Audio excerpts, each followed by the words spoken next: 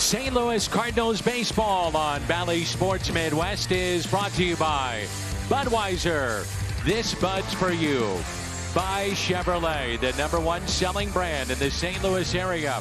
Find yours at your Mid-America Chevy dealer. And by Car Shield. Car Shield, cars go farther. Fans finally in on a muggy night here in the Midwest in St. Louis, Missouri. The Cleveland Indians, the St. Louis Cardinals, game number 2 of a brief 2-game set. It is 84 degrees. Busch Stadium, the scene. The Cardinals now 11-19 in their first 30 games against the Indians in their history, and trying to snap again a losing skid here tonight. Yeah, it's been a tough month of June for the Cardinals after playing winning baseball in April. They were 2 games over 500. In May, they were 4 games over, but at just 1-6 in the month of June. Terry Francona, of course, the manager of the Indians, and Mike Shildt on the Cardinals side. He's trying to figure out how to get the pitching deeper, how to get to their top guys in the bullpen, and how to win a game here at home. The Cardinals haven't been very good at home, clearly, this week. Right now, the Cardinals missing 60% of their starting rotation, so this turns out to be a very important start for Adam Wainwright, trying to change the fortunes of the St. Louis Cardinals. Last time he saw the Indians was August 30th of last year. Complete game, 4-2 St. Louis win on his 39th birthday, and he struck out 9, Ricky, in that game. Well, I think we take all of those numbers, every one of them, and you don't have to wear the mask anymore, Adam and Yachty. And of course, you're wearing your own jerseys today, but I would love to see more of that from Adam Wainwright. We look at his numbers this year, 6+ innings per start, and in today's game, that's not bad. I mean, it really isn't. 3-5 record, probably could be better than that. The ERA also okay. When we look at the pitch arsenal of Adam Wainwright, the velocity down a little bit from when he was 25 to 28, but still not bad for a guy that's 39 years of age. And of course, the game changer for him is Uncle Charlie. And maybe also the guy behind the plate. Waino and Yachty making their 285th career start as battery mates tonight. 4th all time.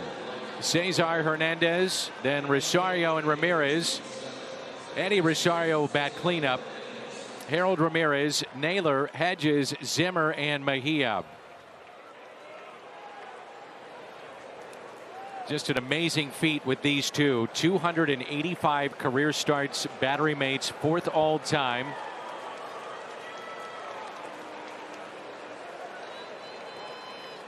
And they need a very good start from Adam Wainwright tonight. First pitch is a foul ball, and we're underway.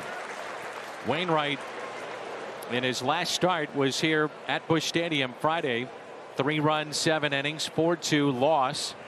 Since that time, Ricky, the starters have thrown 4 or fewer innings in each of the 4 games since that outing. So a lot of pressure on the bullpen. And if you give up 3 or 4 runs in a loss, that's one thing. If you give up 3 or 4 runs in a loss and you pitch 3 innings, that's an entirely different matter. And that's what Wainwright's at least been able to do. Even if he's off to a bad start, he goes deep. And that is off the glove, it looked like, of Goldschmidt. It's inside the right field line. And Hernandez starts tonight with a double.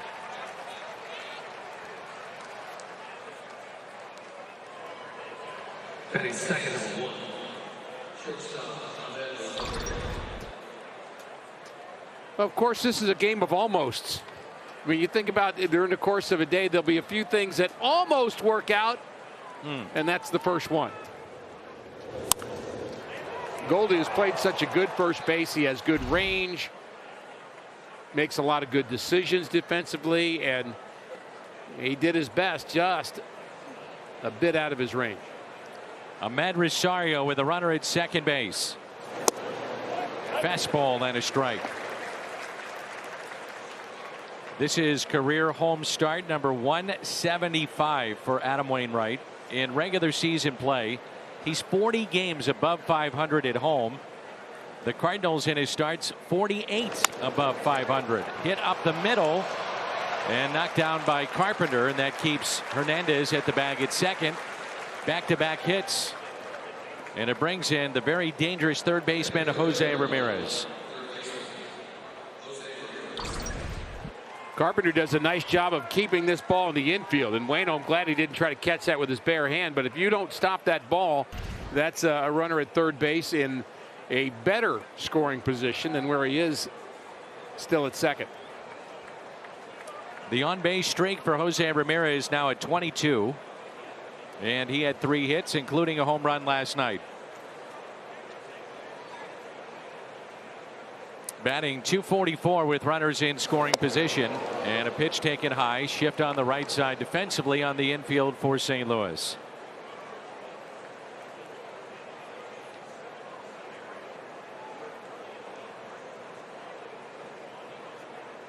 And the 1-0 pitch by Adam Wainwright. 2-0. Wayno joined the rotation in 2007. He's gotten 9 times to snap a 4-game losing skid, 3 times to snap a 5-game streak, but never has gotten to win to snap a 6-game losing streak. One thing to look for in this game is Wainwright is clearly a guy that has a effective curveball. The Indians, as we just saw with that last hit, are a team that hits curveballs well. Breaking ball drops in. They're hitting .352 against the curve. Best in baseball, Wainwright throwing it about 33% of the time, 4th most.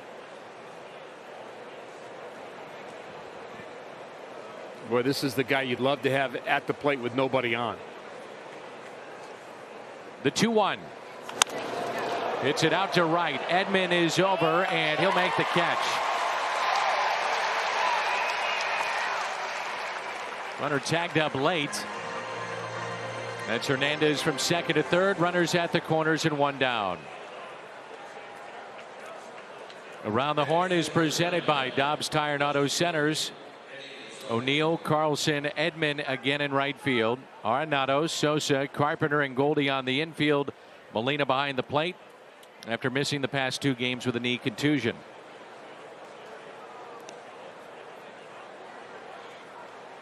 Rosario, part of that 15-hit attack last night. The Indians had 3 different players with 3 hits, and here's one of them. And this is a team that's not known for their offense. No. Arenado is even with the bag and well off the line. Goldschmidt holding it first. Outfield is straight away. That's hammered down the right field line, and the Indians grab an early lead. Down into the corner off the bat of Rosario. Ahmed Rosario stops at third. Eddie Rosario with a double trots into second. And 3 of the first 4 have reached. 1-0 Cleveland. Eddie Rosario has had an up and down season. But unfortunately for the Cardinals, he's up right now. He's been tomahawking balls. 3rd time he's hit a ball at the top of the zone the same way, where he just gets his hands above it and tomahawks it somewhere hard. He's done that 3 times in this series already.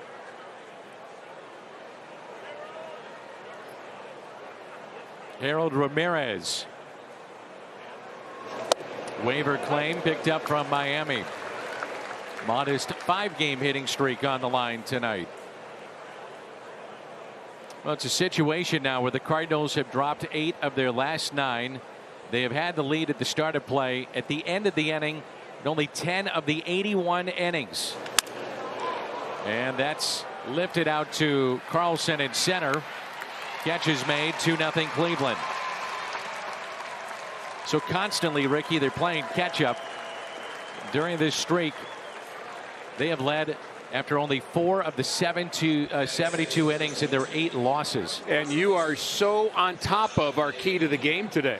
You are all over it. Our Toyota key to the game is to play with a lead because of the numbers you just said. The Cardinals are not used to that.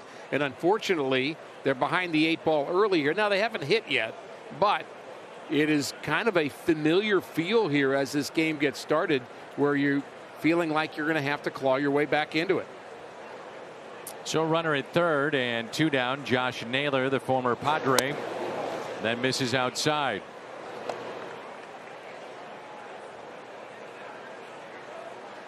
in this 6-game losing skid, the Cardinals coming into play have been outscored 47-19.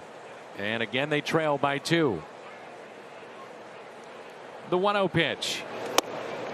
2 balls and no strikes. Austin Hedges is on deck. Had a couple of hits last night.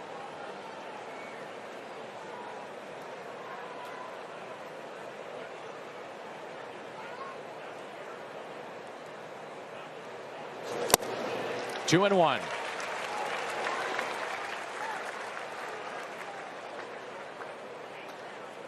So while the Cardinals are not playing their best baseball, clearly, the Cubs 22-11 in their last 33. The Brewers 13-3 since they acquired Willy Adames from Tampa Bay. So the teams you're chasing have gotten hot. 2-2.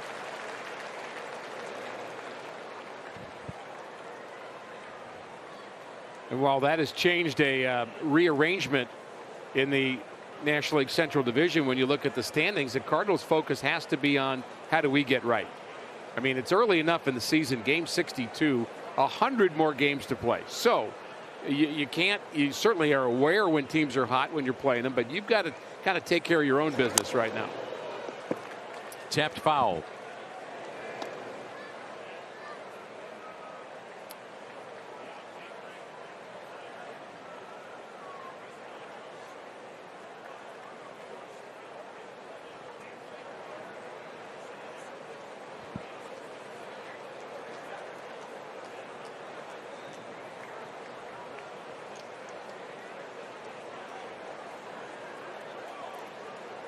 The 2-2 pitch by Waino.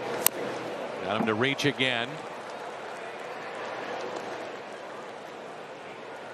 Since May 14th, the Cardinals team ERA 29 out of 30 teams. 5.60.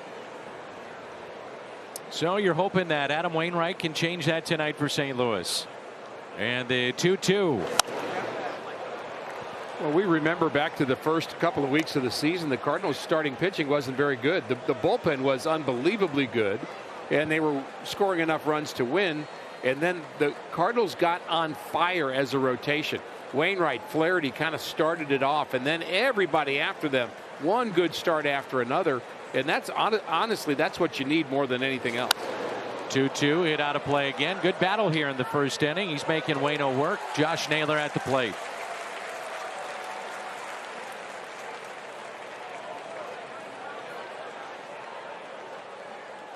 This will be pitch number 9 of this at bat coming up.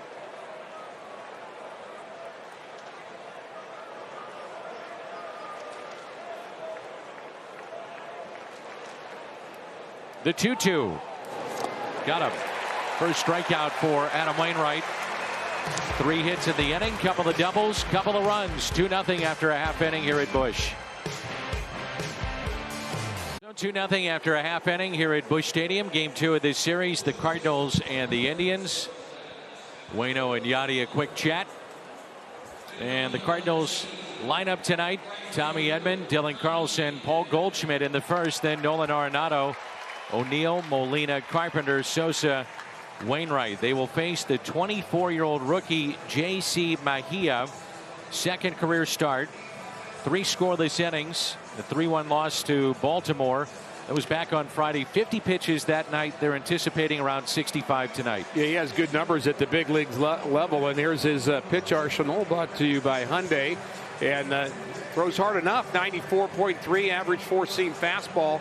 And the interesting thing about Mejia to me is, here's a guy that for 4 years in the minor leagues was a reliever. And then they've determined, you know what, maybe he should be a starter. In the last couple of years, he's really blossomed. And his numbers at the big league level, well, he's 1-0, hadn't given up a run yet. And the Cardinals really don't know what to think of when, of course, they've seen some video, but you're going to have to go by feel today against this young right-hander. Here's Tommy Edman. First pitch, a ball. So Mejia debuted the 21st of May. 3 scoreless appearances out of the pen, then moved to the rotation. So 8 innings in the big leagues and unscored upon. Not a lot of hits, very few walks, a lot of strikeouts. I mean, he's got the kind of the whole numbers right now. Cardinals need to give him an ERA. Give him one early. The 2-0 pitch. 2-1. Mejia is in the spot that was occupied by Zach Plesac. His spot in the rotation. He's on the IL. Fractured right thumb. And he's expected to begin throwing this week. Catches the corner, evens it up at 2-2. One thing early I can see is with Mark Carlson, not unusual for him. It's going to be a wide zone, which as long as he's consistent with it, I'm all for it, Dan. Why not? Edman, a base hit into right center. That will roll all the way to the track. Sliding Zimmer to make sure it didn't get to the wall, and that keeps Edman at second instead of third. Nice play in center. Leadoff double, Tommy Edman.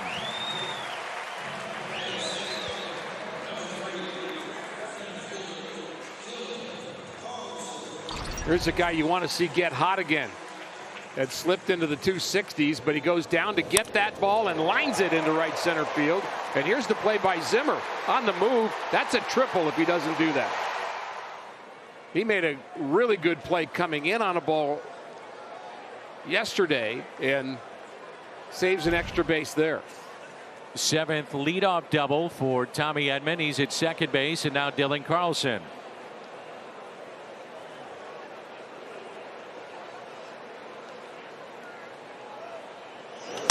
And Dylan hits it off the end of the bat into shallow left. Catch made by Zimmer does not advance the runner. One away.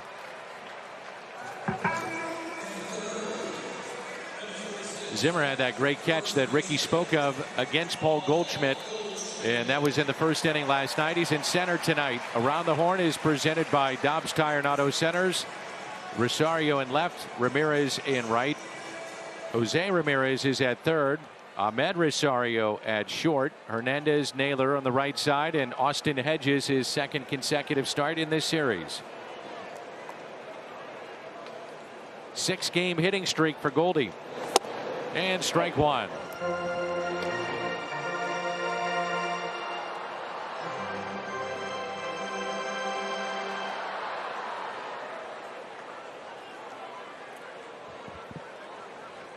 Claim to pull on the infield, shade a little bit to right center in the outfield, and the 0-1 pitch.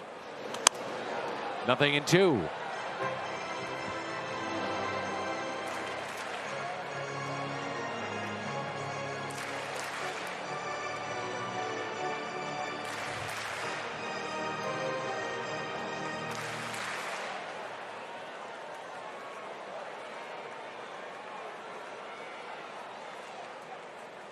And the 0-2 pitch to Paul Goldschmidt. Struck him out. First strikeout of the night for Mejia.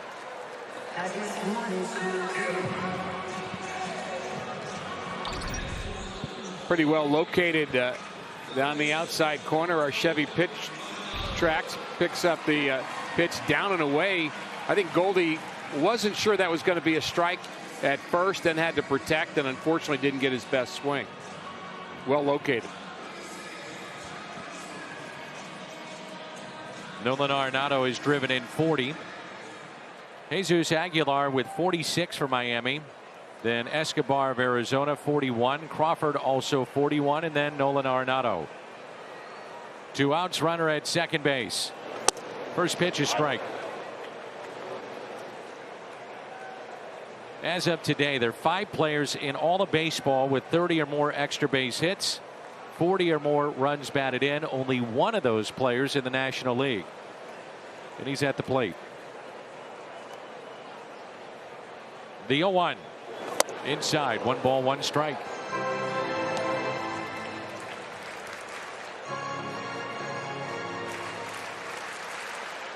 Seven for his last 12, and early today here at the ballpark working with Jeff Albert.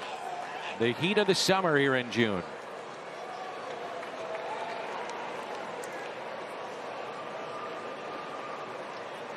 The 1-1. Arenado sends it down the left field line. It is hooking and foul.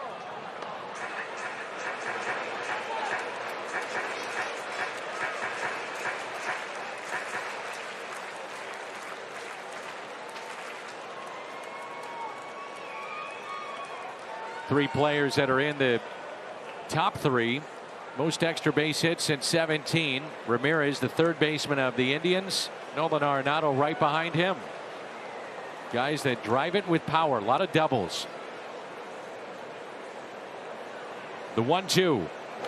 Spoiled by Nolan, and he does that, doesn't he? Time and again. It produced 3 hits the other day, and there was a conversation in the post-game Zoom that, well, they're probably not the prettiest of hits. And he said, I liked them. I thought they were good. I'll take them. I mean, when you get hits, he even said, you know, when you're struggling and you can get hits any way you can get them, just get you in the right frame of mind. Good springboard for him. The 1-2 pitch to Arenado. Off the plate.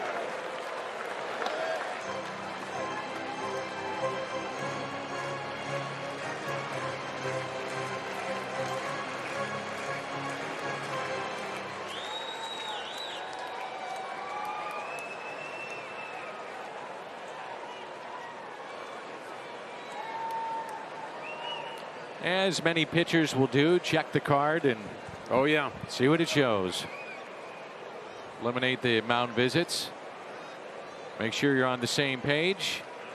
And the 2-2 to Nolan Arenado. Off the plate, full count. Actually talked with Mike Schilt about that today. Is there anything that can be done in baseball? We've eliminated mound visits to speed up the game, and we've slowed it down in actuality because every other pitch they're changing the signs, and we have to kind of watch that. And he said it is a dilemma. He's fully recognizes that, but he said teams are still stealing signs at second base. It's just the way it is, and it's accepted in the game, which I agree with, but they have to find some way to control that. 3-2 pitch to Arenado. Way off the plate. Good at bat. 2 runners on for Tyler O'Neill.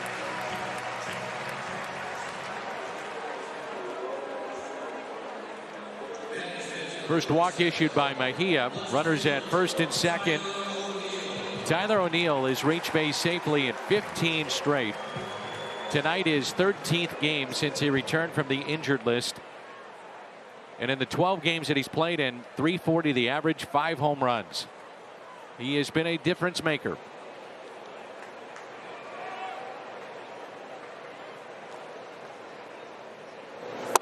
Strike one. Boy, Mejia really slings it. I mean, there's something about his fastball. 94 on the gun, but to me it looks faster than that. No balls and a strike on Tyler O'Neill. 0-2.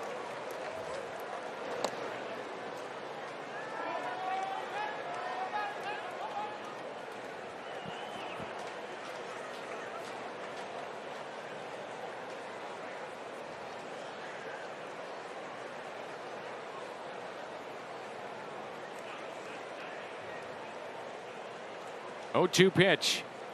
Way outside, and it's 1-2.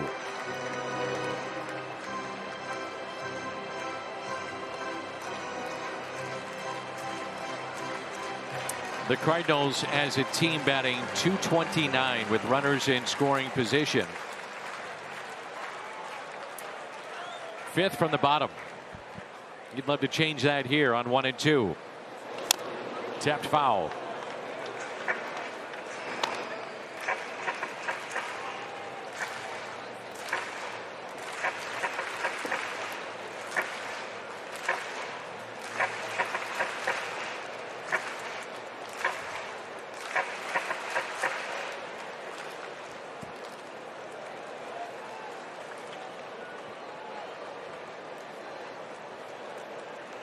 One ball and 2 strikes.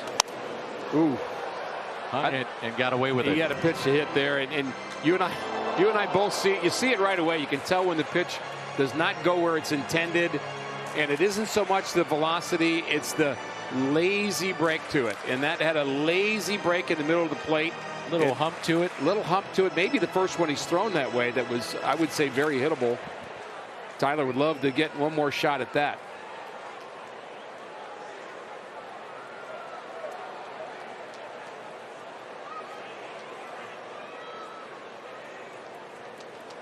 The 1-2. Check swing did not go. 2-2.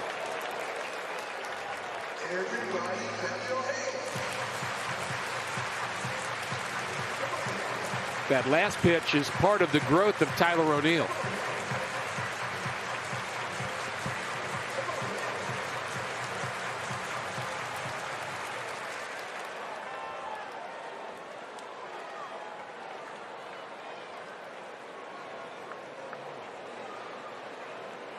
Two outs, 2 on, and a 2-2.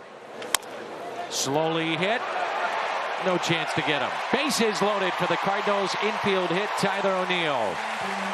And welcome back, Yadier Molina.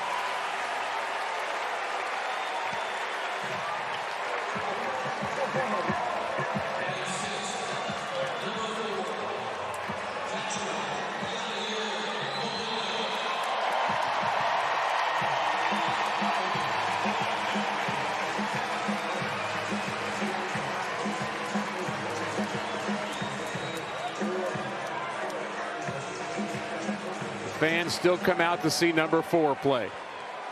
Isn't that the truth? Owner of 7 career grand slams. Bases loaded.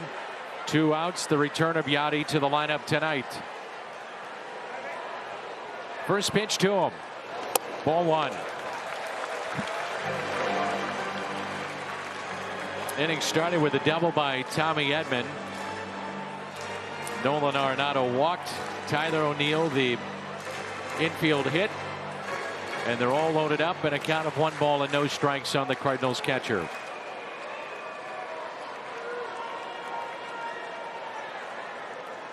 Here's a 1-0. Oh. Boy, early in the count till he gets 2 strikes. It's almost like he's just adapted with the times. He lets it rip. Yeah. And he was not that guy early in his career. No, sir. You wouldn't call him a guy that was a damage guy from the plate. He did his damage with his arm, blocking pitches, calling games, handling pitching. But boy, has he adapted to the game. 100% what you said. The 1-1 pitch to Yadier Molina. Pulled foul, 1-2. Yadier Molina now, Ricky, is in the top 4 all-time in Cardinals history. 2 out RBI. Number 1 on that list, Stan the Man. Then Pujols, the captain, Kenny Boyer, Yadier Molina. How about that? Well, with 2 strikes, you're going to see a different approach here, I would guess. More of a put the ball in play approach. 1-2. 2-2. They have made him work here in the first inning. 27 pitches and counting. Boy, if ever they needed a base hit, something positive, this would be it. We don't expect him to throw more than 60+ pitches anyway. So we could be looking at a 3-inning start from Mejia. But more importantly, we could be looking at the Cardinals getting on the board in the first. The 2-2.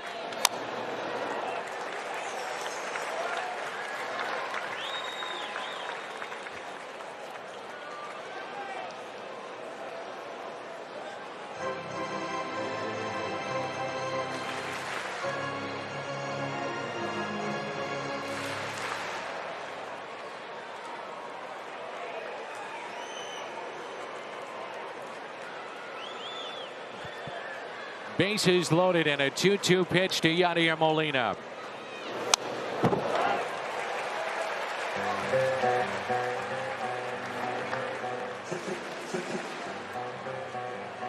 Third consecutive 7-pitch AB put together here by the Cardinals. Arenado, O'Neill, and now Yadier Molina. We saw the 2-strike approach from Arenado. We just saw it from Molina.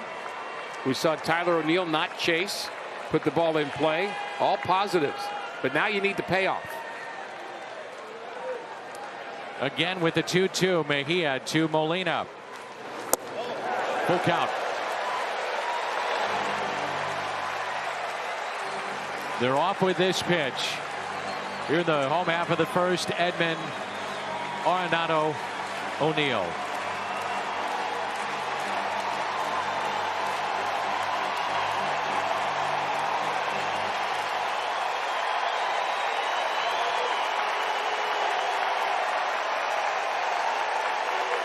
There go the runners, the 3-2, and Yachty fouls it back. We'll do it again.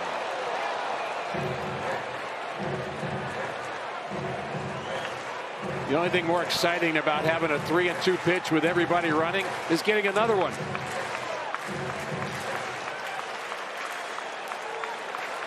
The crescendo of the crowd, I love it. The buildup.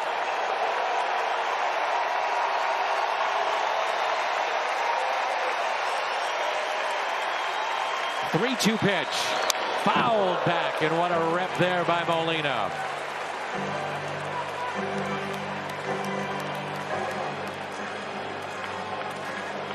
Pitch number 10 coming up.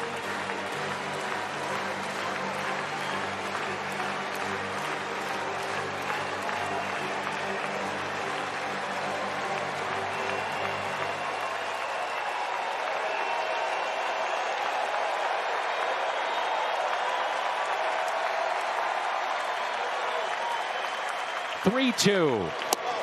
And he walked him. What an at bat. 10-pitch hit back by Yadier Molina. Cardinals get on the board. That scores Tommy Edman. And a 2-1 game here in the bottom of the first. Oh, so close. Mark Carlson, the crew chief, went Yadi's way, and the St. Louis Cardinals get on the board.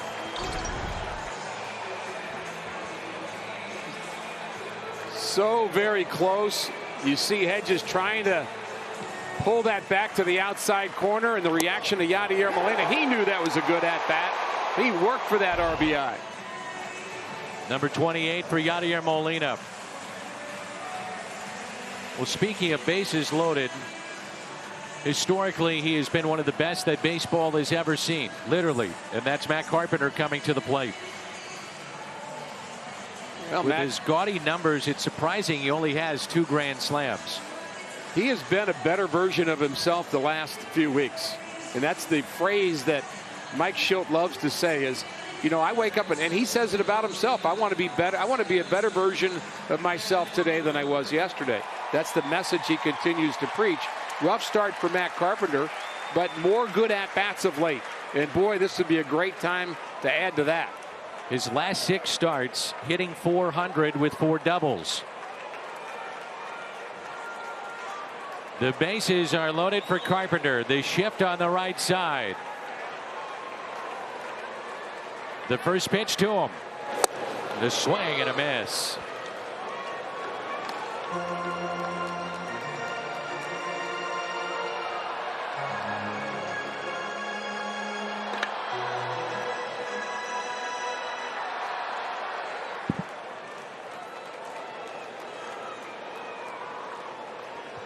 Molina with his 13th bases loaded walk of his career. Pitch number 35. Outside, 1 ball, 1 strike.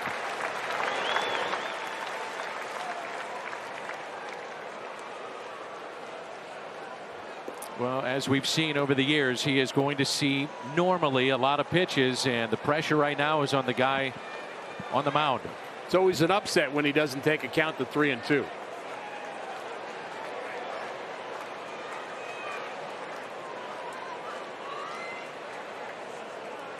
The 1-1 inside corner.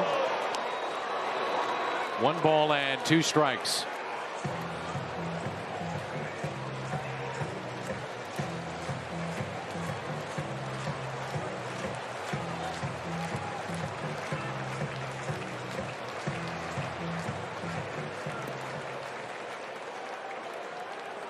Inning started with a double by Edman. Carlson fly to center. Goldie struck out. Then a walk, infield hit, bases loaded. Walk by Molina. The 1-2 pitch. Outside. 2-2. Tense for Terry Francona with a young pitcher just trying to get out of this first inning. Tense on the other side for Mike Schilt trying to break a losing skid. It's the job they signed up for. You bet.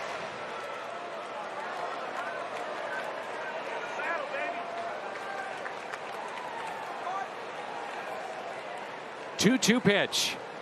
Carpenter lines it fair inside the right field line, all the way down into the corner. 2 runs have scored. Here comes Yachty.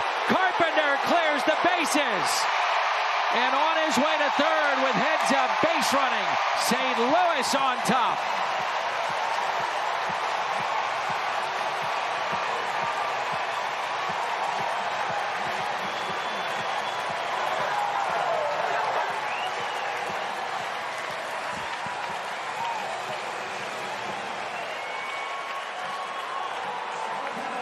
You talked about tension before that pitch. This relieves some tension from Matt Carpenter, number one, but also from his manager, and maybe from some Cardinal fans too, who've been waiting for a first inning like this. Outstanding at bat for Carpenter, and you can say that about Molina and Tyler O'Neill. Just a terrific answer for the Cardinals in the bottom of the first. A pitching change.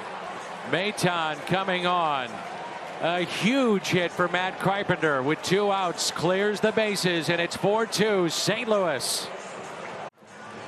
Matt Carpenter now with 91 driven in with the bases loaded in his career. Phil Maton in our Chevy called to the pen, trying to get the final out here in the bottom of the first. And the Cardinals, it's nice to say it, they have a lead of 4-2. This is always one of those appearances that you don't quite expect.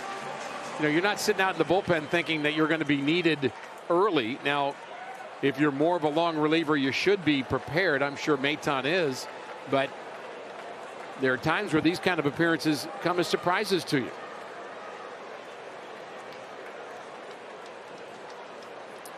Edmundo Sosa, and the first pitch is strike.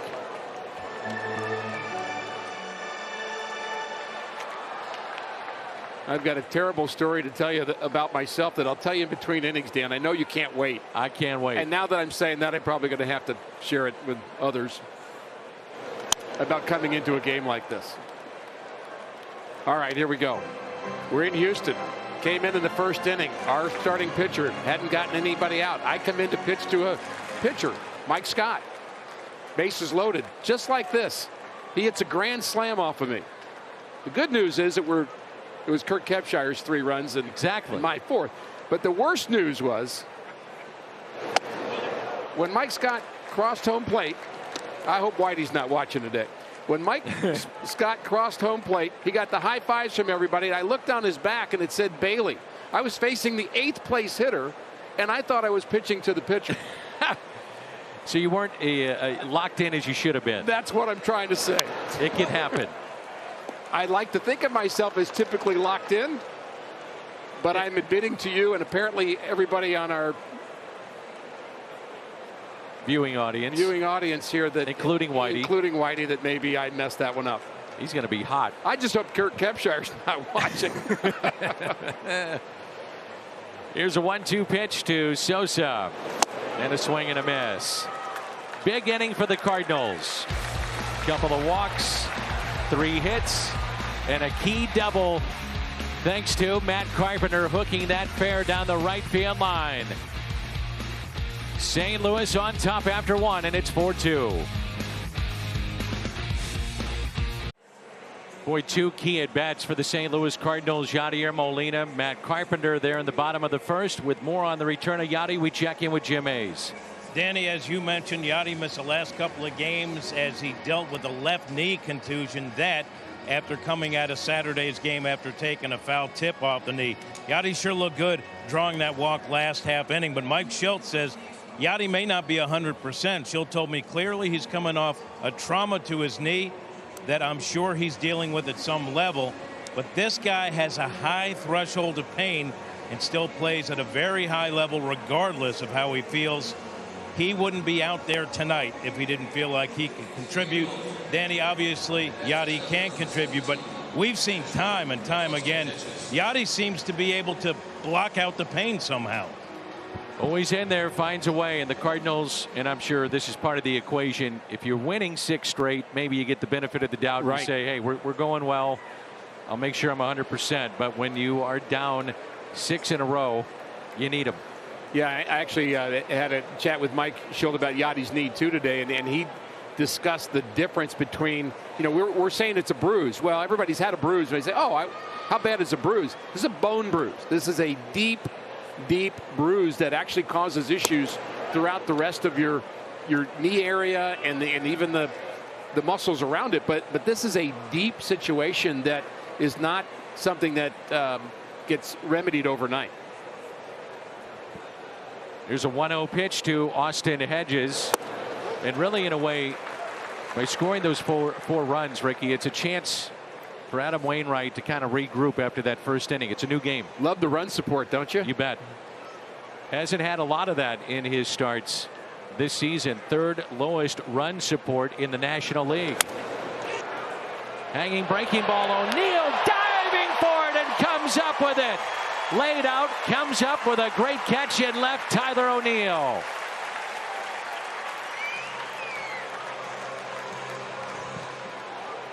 Well, you know Tyler O'Neill's going to give up his body and dive, do whatever it takes, run into a wall.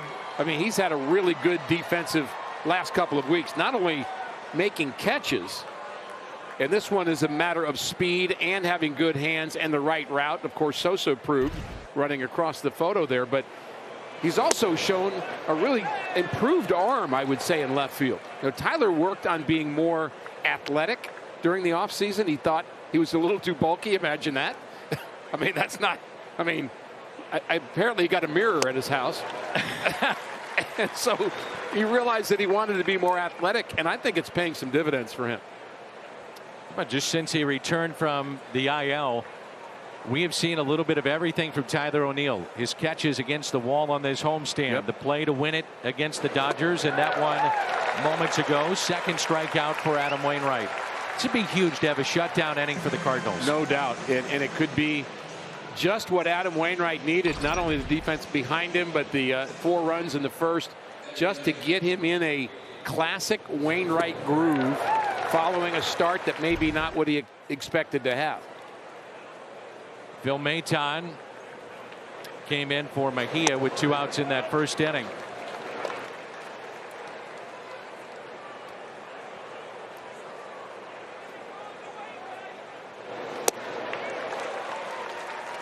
Nothing in 2 with 2 outs and nobody on.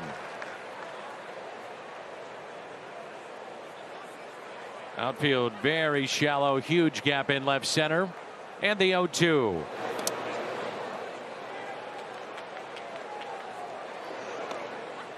So I said Phil Maton might not have expected to be pitching.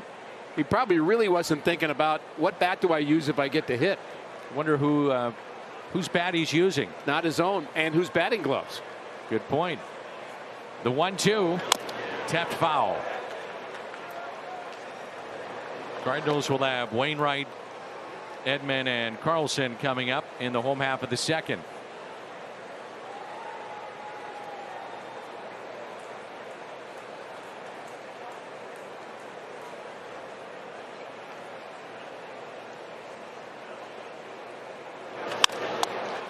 Put in play to short. Maton trotting down the line, and a 1-2-3 inning for the Cardinals and Adam Wainwright. He leads it off when we come back. Download the MLB app to get in-game video highlights, live pitch-by-pitch, breaking news, player updates, stat leaderboards, and more for your St. Louis Cardinals. The T-Mobile coverage cam here at Busch Stadium in St. Louis. It's an off day, a travel day for the Cardinals tomorrow. They will head to the Windy City. And the Cardinals and Cubs day baseball Friday from Wrigley. And we'll have one of those games for you on Bally Sports. That'll be Friday. National TV Saturday, Sunday. And then the Cardinals right back home, and we'll have that for you as the Marlins will be here. All right, Dan, I'm not much into giving predictions. This game is too unpredictable to do that. But I'm going to go out on a limb and say that Adam Wainwright's going to get a hit in this game. And he might hit his 11th home run of his career. Now, you do realize 0 for 19 with 10 strikeouts. The do factor, okay. I got that. But I think he's been better the last couple of games. I think he's starting to get locked in. And he's not happy about being 0 for 19. Not at all. Like I said, Dan, I'm out on a limb. You don't have to join me. Just catch me if I fall, will you? I will. I'm not sure I'm going to join you. No offense, Waino. I hope Ricky's right. Now, I said hit first, and I said maybe home run, but maybe. So, National League pitchers this year, guess the average. 090. 108. Their on-base percentage is 147. And a strikeout of Adam Wainwright. But you figure, you know, he's going to stay in the game for a while. Few at bats, no problem. He's sizing him up. That's what you're doing. So Mayton has come in and faced 2 and struck out 2. More fuel, the number that you just gave for the designated hitter becoming a part of National League Baseball. Well, you can always go back to that fateful night in Milwaukee with the Achilles situation with Adam Wainwright. Obviously, hitting didn't help Jack Flaherty when he had to leave against the Dodgers. Nor Kwon Young Kim. Absolutely. And he didn't do it actually hitting, but he did it stepping on the base. They assume that that's where it got aggravated, his back issue that has kind of sent the Cardinals into this little tailspin. A ball and a strike on Tommy Edman. Double to right center, came around to score, part of a 4-run first for St. Louis.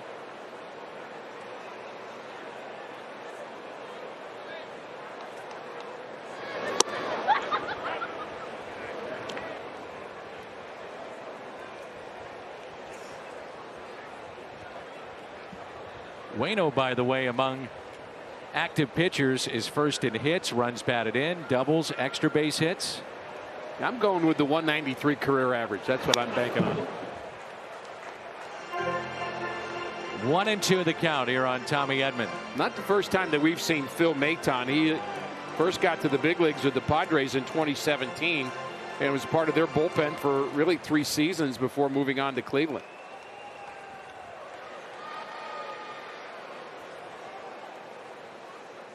And the 1-2. 2 balls and 2 strikes.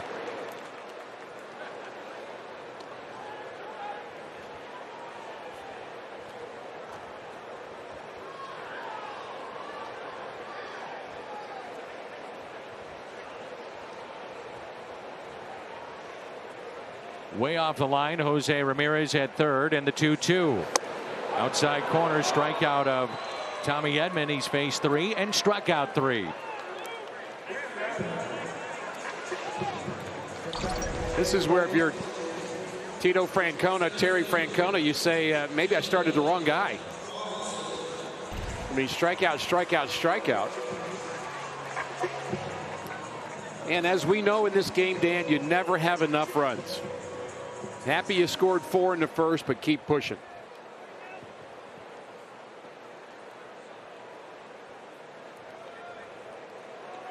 Dylan Carlson fly to center, first time up.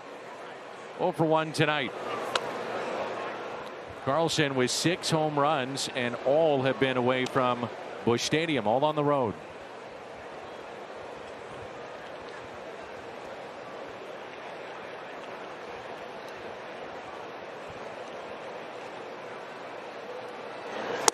Way out in front, 1 ball and 1 strike.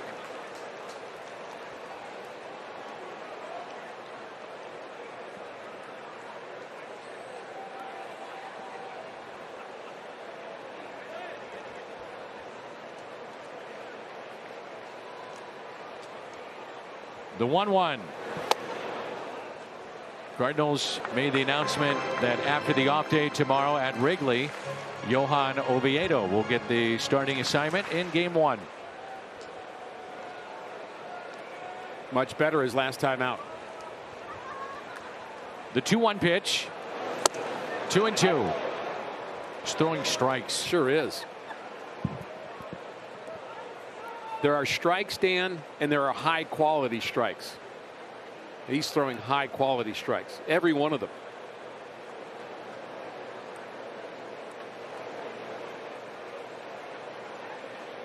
Way off the line, Ramirez at third. Big gap right center. Strikeout of Carlson. He strikes out the side here in the bottom of the second. St. Louis on top 4-2. See on the video board there, they're honoring Mike Shannon. 50 years in the booth. And here at home in select games when he's behind the mic, he is recognized for the home fans.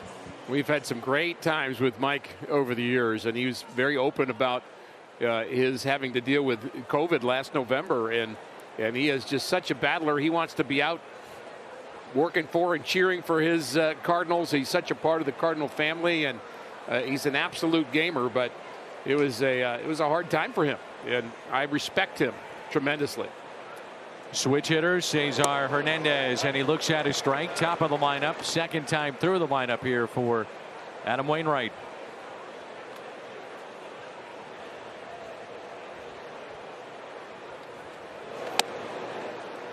One ball and one strike. Hernandez, a career .312 hitter against St. Louis. Saw him 7 years with the Phillies. 1-2. First, second, third time through, and really the third time through is not just a couple of hitters. That's 73 at bats that he's had, and there's a strikeout, number 3 tonight. Cardinals have given him plenty of times to get into that 7th, sometimes 8, and even 9. I think it's interesting. The second time is the harder time for him. I think that's unusual. What do you think? But he's so good at making adjustments. You know, we had that conversation, or you actually pointed out that he and Yadi were talking after the first inning, and they weren't talking about the weather or about what food they're going to have after the game. They were talking, I'm sure, about what adjustments needed to be made. And he is as good an adjuster, in-game adjuster, as any pitcher I've seen in a Cardinal uniform in a long time. Charging Sosa, and it gets Rosario. I got to wonder, that third time through, you're obviously more times than not staying in a game third time through because you're having success. Now, he's not getting a lot of run support. These have been tight games. He's lost in a complete game already this year. But as you know, that third time through, you can start to sniff it. You're getting towards the end. That's right. You bear down. Very well could be that. His ability to adjust is also part of it. And I think you find out third time through the lineup who knows how to pitch. You know, anybody can throw 7 innings, but can you pitch 7 innings? Jose Ramirez with 14 home runs, and I bring that up because in 32 Cleveland wins, he's hitting .292 with 14 homers. Their 26 losses, .241, no home runs. That is a telling stat, looking at when they win and lose in direct correlation to the success of Jose Ramirez. Well, I got my whisk this time because he's batting with the bases empty. Big difference. Think about the line drive he hit in that first inning. If that gets over the head of Tommy Edman, a lot more problems in that first for Adam. He's the only player right now in baseball this year to have 2 on-base streaks, 18 games or more. Currently leading the American League, as we mentioned earlier, 22 games straight. Reaching base, hits it into the shift. Carpenter to his right, and he makes the play. After the double by Rosario, that's 8 in a row set down by Uncle Charlie. Help Cardinals Care raise funds to benefit children in our community. Purchase a 50/50 raffle ticket. And to do that, head to cardinals.com/5050 for tickets. Paul Goldschmidt struck out first time up. Just heard from a old friend of the Cardinals, and he's still a friend of the Cardinals, C.J. Cherry, longtime traveling secretary for the Cardinals, who's watching us tonight and remembered the time I gave up that home run in Houston. He said, was that the game Joe West was umpiring? And Kirk Kempshire was getting squeezed the entire first inning? And I said, yes, it was. So I thought maybe it was our little secret, and apparently it is no longer. CJ is all over it. He is. He saw a lot of games, didn't he? Sure did. Maton has come in and faced 5 and struck out all 5.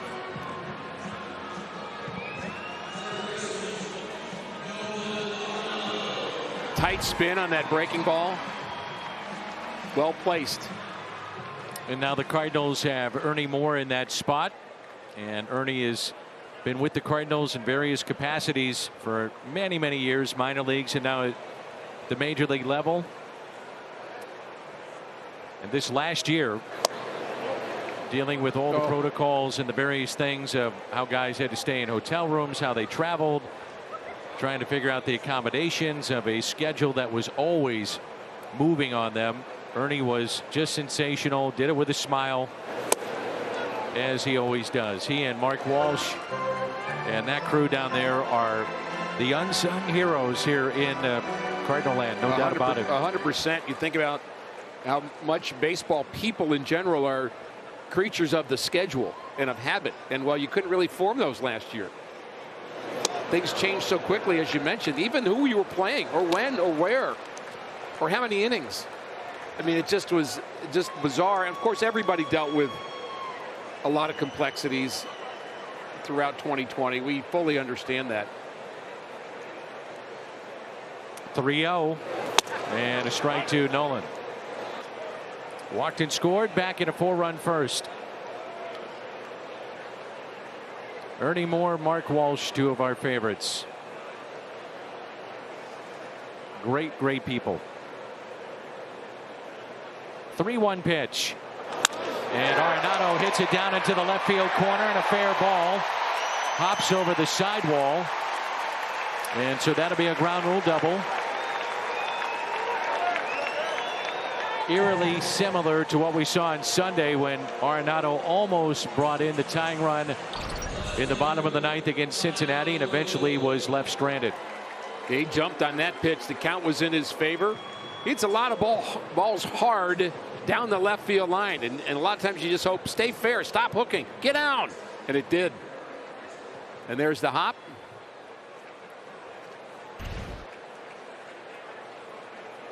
Tyler O'Neill, infield hit, run scored back in the first inning. He's now reached base safely in 16 straight.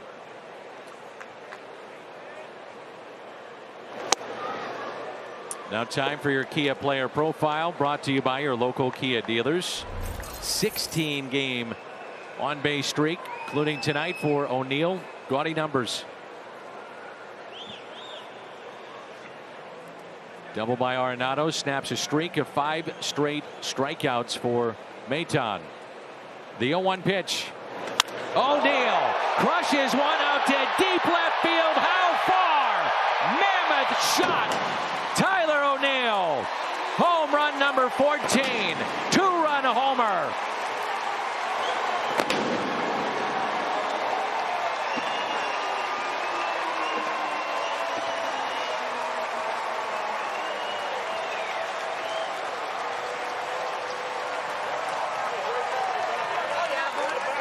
Over the bullpen and left Tyler O'Neill with home run number 14, and he's driven in 31. I thought that was a nice smooth swing. It was a good finish by Tyler O'Neill. Kind of had the Mark McGwire finish on that, didn't he? But not a very violent swing, just a powerful swing.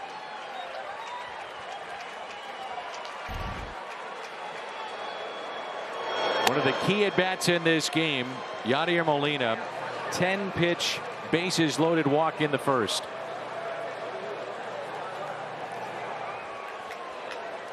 And the Cardinals have a lead of 6-2. Blake Parker. So Tyler has a single that went about 10 feet and a home run that went, well, more than that. So Blake Parker getting loose in the pen for Cleveland, and a swing and a miss by Yadier Molina. 451 feet. 111 miles per hour on the home run. When he gets him, doesn't he? He sure does. Strikeout of Yadier Molina.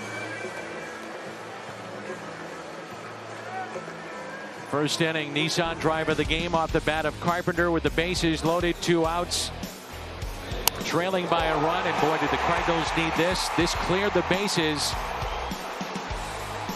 Scoring All the way from first base, Yadier Molina, the Nissan drive of the game. Tyler O'Neill, by the way, Ricky, is 9th home run since May 11th. I used the word payoff in the first inning on that Carpenter hit because you got all those base runners and you had to pay it off, and he did. I mean, he really did. That was a terrific at bat for Carpenter.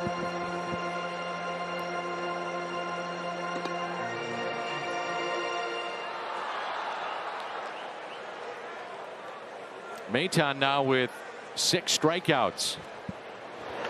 And Carpenter grounds it to first, taken there by Naylor. A flip to Maton. And damage done again by the St. Louis offense. O'Neill, a 2-run blast, and it's 6-2. Download the McDonald's app to grab a $1 any size frozen beverage every game day at McDonald's. Tyler O'Neill, long home run, a 2-run homer, and it's 6-2 Cardinals. Fans back at the ballpark enjoying a steamy night here at Busch Stadium. Very warm, very muggy. Wainwright moves to the 4th inning. Eddie Rosario, Harold Ramirez, and Josh Naylor shift on the right side. Rosario doubled down into the right field corner, picked up a run batted in, his 33rd first time up.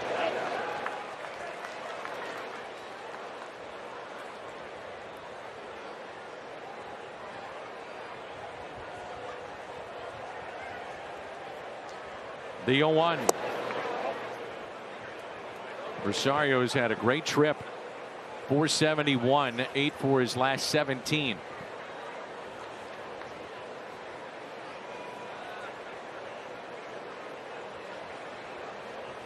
The 1-1.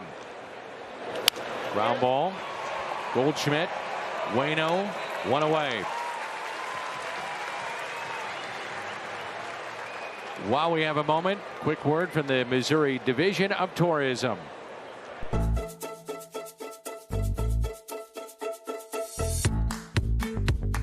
What's your MO? Ramirez flied to center.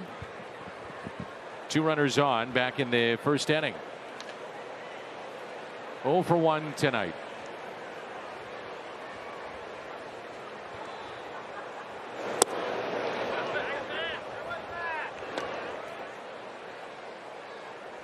Cincinnati has 7-2 lead against the Milwaukee Brewers.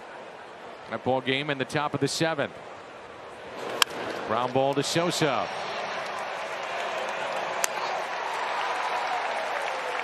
Two away, 10 in a row set down by Adam Wainwright.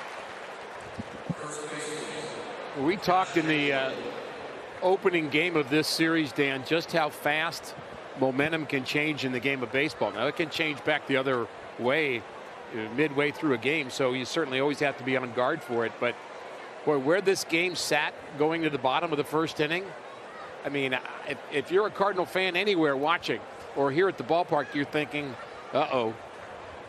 Here we go again. It just doesn't feel right. And the Cardinals' response was phenomenal. And the game now has an entirely different feel. 11 in a row set down by Adam Wainwright. Cardinals on top. Cardinals baseball brought to you by Ford, the official car and truck of the St. Louis Cardinals. Buy Steel. Find your Steel dealer at steeldealers.com. And by National Car Rental. Go with the official partner of the St. Louis Cardinals. Go national and go like a pro. Blake Parker is the new pitcher. Maton came in with 2 outs and a runner at third in the first inning after Mejia gave them 2/3 of an inning. And Maton struck out 6 in 2 1/3. And now Blake Parker.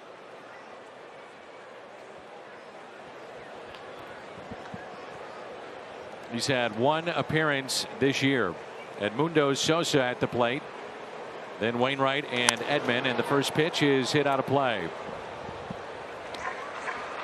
Chevy called to the pen. Pitched Saturday in his season debut against Baltimore.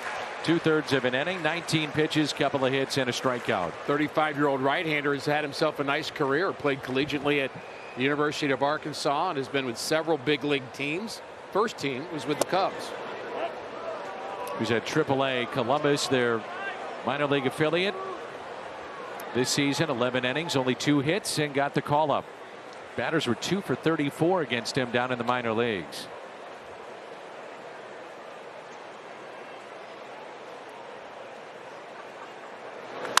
Pulled foul on the 0-2. Well, the Cardinals are hopeful that potentially Paul DeJong could return. Memphis playing a doubleheader today, but return Friday afternoon in Chicago. We'll see.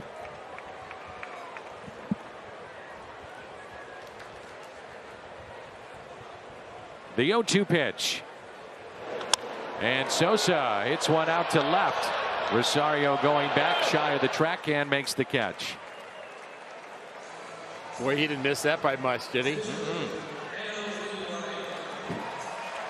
I don't know if you had a chance to hear the call with Polo Asensio on Amundo's first major league home run, but it was fantastic. And he basically said, "Congratulations, Panama." I mean, felicidades, Panama. And I mean, it was such a cool moment for me just thinking about, you and I have known Sosa for a long time, since he was a young minor leaguer, and to see him have that moment, but realize that that's a country moment. Not a lot of big league players from Panama. Up the middle, first base hit for Adam Wainwright. Look at his reaction, trotting up the first base line. He now is 1 for 21 on the year. High stepping his way down the line. We said he was going to get a hit. You also said it was going to be maybe a, as you like to say, big fly. Well, the operative word there was maybe. Here's his reaction going down the line. 39 and still having fun. He's been wanting to do that since April. So 1 out, and now Tommy Edman. Edman lines it into right. Catch made by Ramirez. And that's out number 2. Tommy 1 for 3. So Parker has gotten 2 outs here. Join Pride St. Louis and the Cardinals Pride Night at Busch Stadium Friday, June 25th. Birds take on the Pirates. Purchase of a special themed ticket. Fans receive an exclusive Pride Cardinals cap and a wearable rainbow flag. Tickets at cardinals.com/theme. 2 down, Dylan Carlson.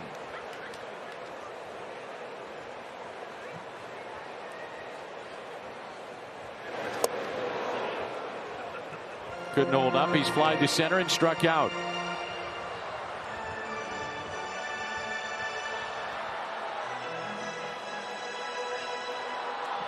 A base hit by Wainwright, his first of the year, also going back to 2019, did not hit last year, snapped a career long 0 for 25. Left-handed batter at the plate. They'll play behind Waino at first, and that's strike 2.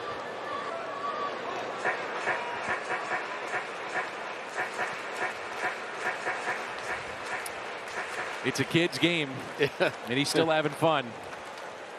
You want to stay in touch with that. Don't ever lose that thought.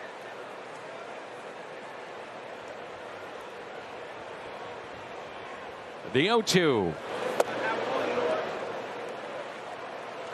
Parker trying to put up a scoreless inning here. Maton career high 6 strikeouts, most by an Indians reliever since Carlos Carrasco. Struck out 8 2018 coming out of the pen for Cleveland, and he's now a New York Met. The 1-2 pitch. Carlson pulls it foul past Stubby Clapp. This is the other part of that deal that is often overlooked, especially when you give an extension for well above $300 million, but Carrasco could help them. No question about it.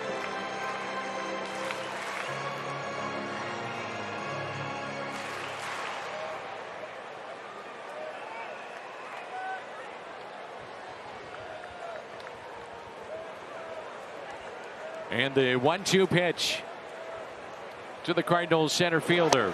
Swung on and missed. And a strikeout. Cardinals have struck out 8 times through the first 4 innings. The reaction of Adam Wainwright. 39 years old and still enjoying it. 6-2. It's a 6-2 Cardinals lead as we move to the 5th in St. Louis. Andrew Miller has been in the major leagues for 16 seasons, so who better to turn to try to put into perspective a 6-game losing skid. We asked Andrew about it, and he told me this: I believe the character and culture of this team will prevail. I'm a believer, and there are 25 other guys who believe it also. This was obviously not our best week, and we have to put it behind us. We know you can't play like this and be one of the teams still standing at the end. We have to start putting up wins. Danny Miller told me he wanted to see more urgency. I think we're seeing that tonight. Absolutely.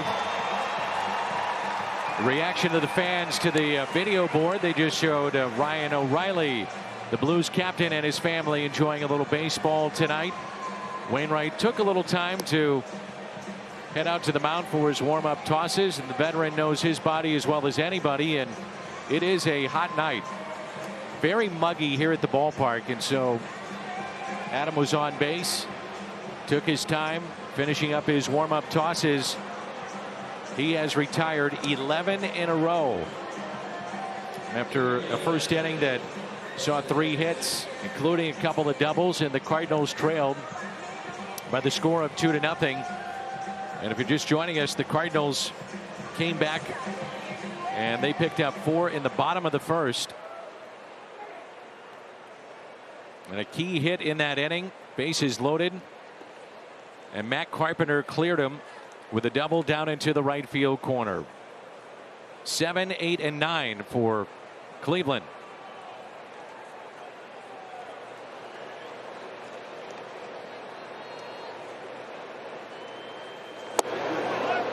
And a pitch taken low by Austin Hedges. Last inning, a 6-pitch inning for Waino. Hedges robbed first time up by Tyler O'Neill. The diving catch. And a terrific play coming in.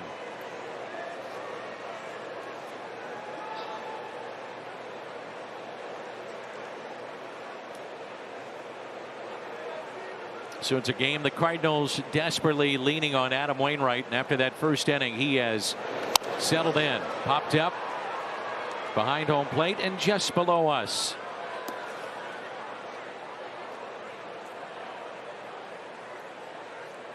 June 14th, right around the corner, and 100% capacity here at Busch Stadium. $6 tickets available for you. Cardinals.com/Nathans. $6 seats for a bunch of the series coming up, and that includes the series upcoming with the Miami Marlins. Cardinals had a sweep of Miami earlier this year. Cardinals.com/Nathans. The 2-2 swung on, and he just got a piece. Waino thought he may have had his 4th strikeout of the night. May have got just the very end of the bat here. Take a look. Let's see. Oh boy, barely.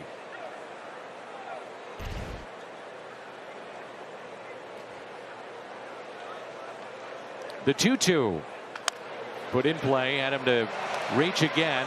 Arenado cutting that ball off before it got to Sosa, ranging to his left for the out. 12 in a row.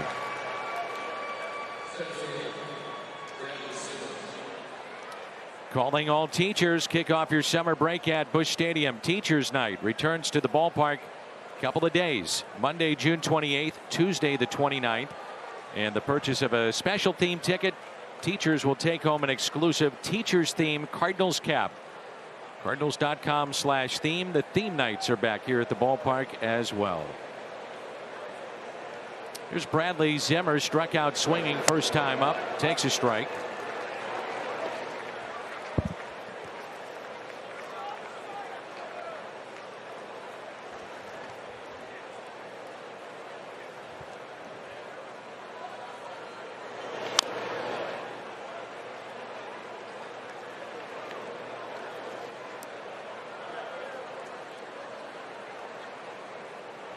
0-2 the count with 1 out and nobody on.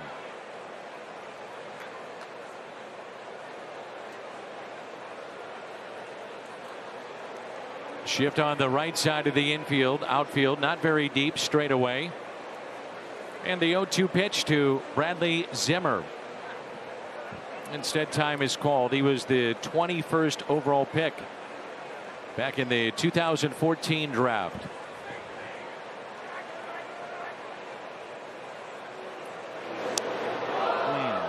Wainwright hit him on an 0-2 pitch. 8th place hitter. Don't like to see that. Just above the knee. And another hit batter for the Cardinals, closing in on 50 for the year. And several of them on off-speed pitches, too. You think about that. That just got away, and that one hits off the knee, and he essentially let him hit that knee. And despite the hit by pitch, I still love to ask Adam Wainwright after this game, tell us exactly what you and Yadier Molina talked about after the first inning. I think that's ought to be question number 1. Here's Owen Miller, the pinch hitter. So again, Terry Francona will go back to his pen. Scoreless inning by Parker, and a strike. 1 out runner at first. His ability to make the adjustment start to start is something he's always been able to do. But young pitchers have to take note of what he does in the inning to inning, at bat to at bat. So yeah, you can have that bad inning early on, and I said this in his last start working with Rick Ankiel, in which he lost 4-2. Cardinals fell behind. I said, would you be surprised at all? Look, 6, 7 innings. Right. Not at all. Does it all the time. Makes the adjustment. Curveball missed in. 2-1.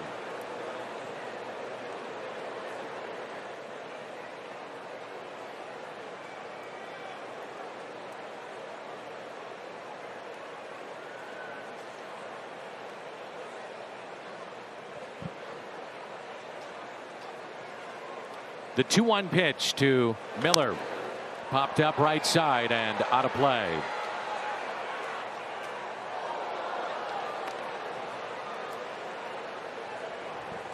The most intriguing Zoom call that we had all last year, which is a weird way to start a sentence, but you know, we had so many of them. But Ponce de Leon talking about how he was having a struggle trying to figure out how to do what we're talking about, and he said, I watch Adam Wainwright do it and I'm just amazed, absolutely amazed at what he does. The 2-2 pitch. Good pitch. The hands of Miller sped him up a bit. The fastball in. Ponce de Leon was in the rotation at that point, was struggling, and he talked about a game in which Adam Wainwright and the Cardinals were down 4-0 to the Reds, and eventually came back and won the game, and Waino was pitching late that night. Made the adjustment. The 2-2. Off the end of the bat and a foul ball near the Cardinal dugout.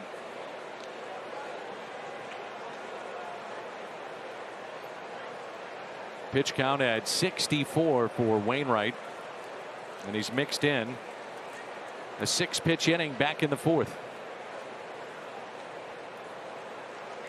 21 of the 64 coming in the first inning. Just about a third of his pitches tonight in on the hands again, trying to go in, fouled off by Miller. Stays 2-2.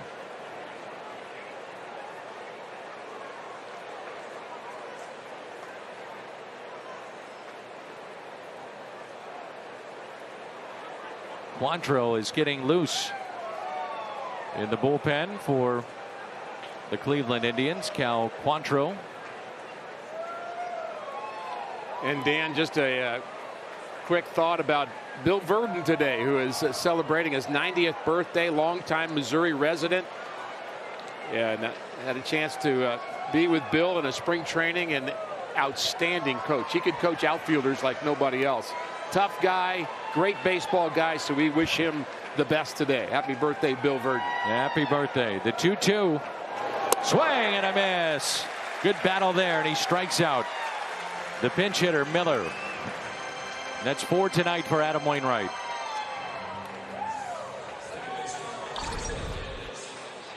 Plaza Tire Service pitch tracks. You see the 12-6 break on that curveball from Wainwright.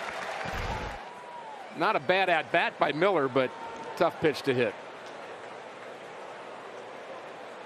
Cesar Hernandez started the ball game with a double down the right field line, scored, and is struck out looking. And there's strike one.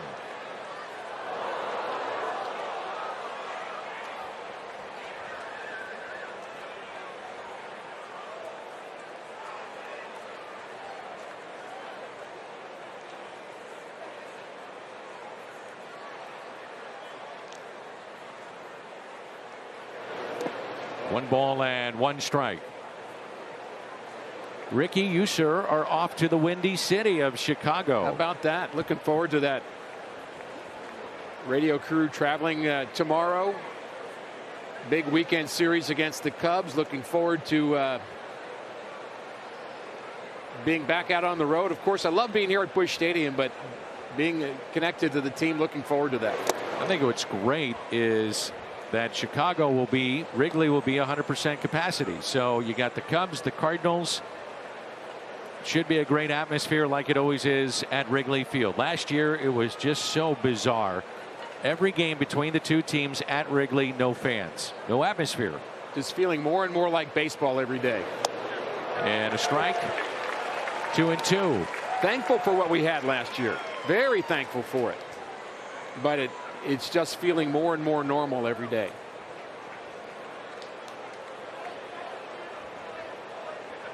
Two balls and two strikes.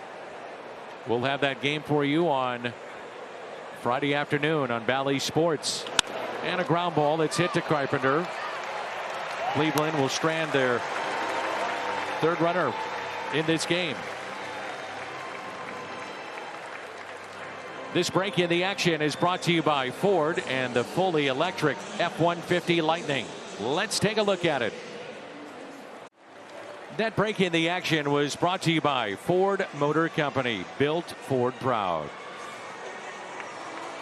The game summary: Cardinals fell behind 2-0. Now they lead it 6-2. Mejia lasted 2/3 of an inning, making his second career start. Hernandez 1 for 3. Rosario 1 for 2. Wainwright, after a rough first inning, he settled in. 5 innings. Matt Carpenter, the big hit for St. Louis. Bases clearing double. Cal Quantrill, 20th appearance. Couple of days of rest in our Chevy, called to the pen. And the first pitch to Goldschmidt is taken for a strike. He is 0 for 2 with a pair of strikeouts.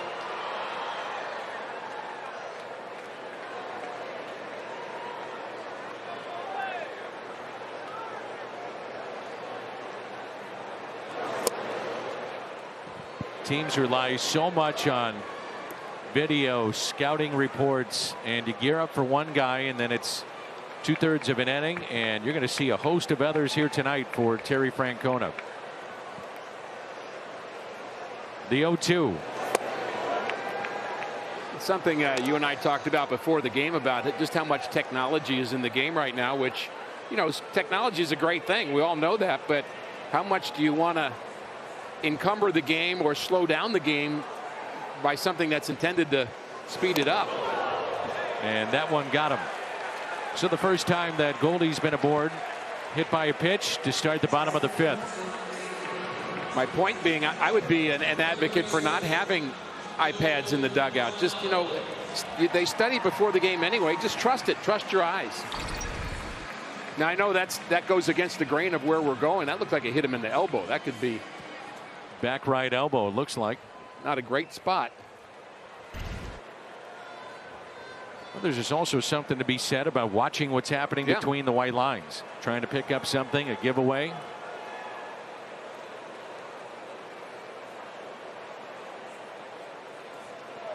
Here's Nolan Arenado, and that's a ball.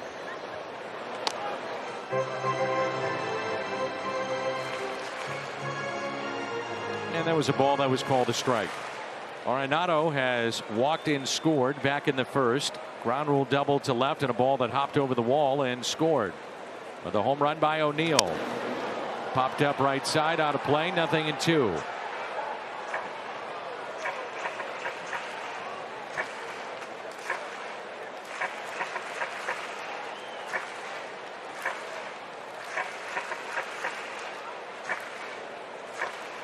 Well, you take a look at the year that Arenado is putting together. It's basically right on the same trajectory that he's been on in his years in Colorado. Fouled back. Almost identical numbers. And the numbers you love the RBIs. You love the doubles. Extra base hits that he gets. The double in the second inning was his 20th.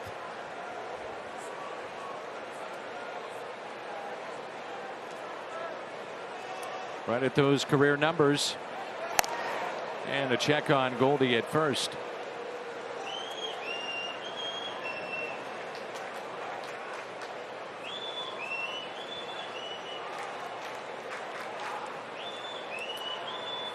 Cardinals 4 runs in the first, 2 more in the third, and the 0-2 pitch. Fly ball to center. Zimmer broke back and then comes in to make the catch in the first out. Statcast powered by Google Cloud. He's got an infield hit and a 2-1 blast. Boy, this is a no-doubter too. 451 feet. Wow. No movement from the left fielder. You know that's a no-doubter. And I will have to check the tape, but I think I said Adam Wainwright was going to get a hit and Tyler O'Neill was going to hit a home run. Is that what I said? Something like that, right? Absolutely. Something like that. I'm with you. Goldie swipes his 4th bag of the year. Great jump. No chance for Hedges. His stolen bases are always sneak attacks. There's the sneak attack. He goes, he had him timed, and that's what good base runners look for, is the tell. When a pitcher comes set, 1001, 1002, here I go. Comes set, 1001, 1002, here I go. Well, the third time, you just take off, anticipate it. And the 0-1. Nothing in 2. So 4 stolen bases for Goldschmidt, and he's yet to be caught. The power of Tyler O'Neill, 4 of his home runs have been 450 feet or more. 4 of them. Most in baseball.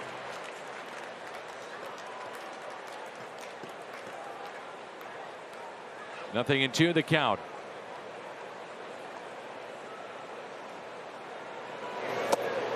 Check swing, and he went. Strikeout of Tyler O'Neill.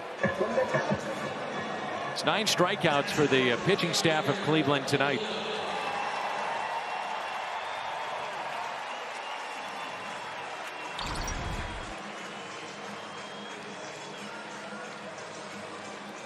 We're seeing a lot less of this from Tyler. Didn't recognize the pitch. Couldn't stop the swing. It's going to happen, Dan. You're not going to go through a week without that happening once. You just don't want it to happen a lot. I think at times we see it snowball a little bit on Tyler O'Neill, and haven't seen that yet this year. Cardinals, and you know Yachty feels it, the pressure of all these players to get in the lineup when things aren't going well. Cardinals have dropped 12 of 18. 7 games they've moved in the standings in that stretch. 3.5 games up, 3.5 games back. Division leading Milwaukee. 0-1. And a key at bat in this game was Yadier Molina. 10 pitch bases loaded walk in the first. Really a borderline pitch, went his way, and then Carpenter the double to clear the bases. I think that at bat brought more than a guy going to first base. His celebration of that at bat, I think, is just as key as anything. It energized this entire Cardinal team. And the crowd. The 0-2 pitch to Yachty. Off the plate, 1-2. Cardinals about hit the Indians 6-3, and they lead it 6-2.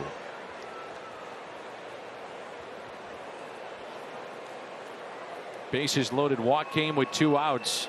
Yachty with 12 2-out RBI this season, second most on the team. Inside, 2-2.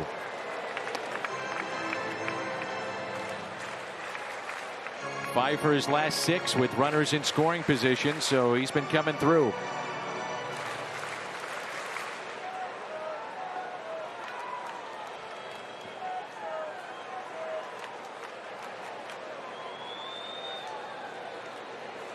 The 2-2. Pulled towards third and foul. Would it surprise you that Paul Goldschmidt has 132 career stolen bases? At one point, he had 30 in Arizona. That's why it wouldn't surprise me, because I happened to look that up the other day, because I wondered, I wonder what his career high is. And I said, well, that's going to be hard to match. But to think of him as a 30 stolen base guy, and again, stealing bases is one thing, but running bases, he's really good at that. Absolutely.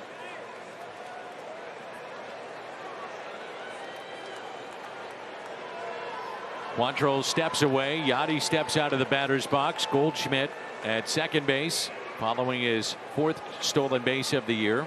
2 balls and 2 strikes.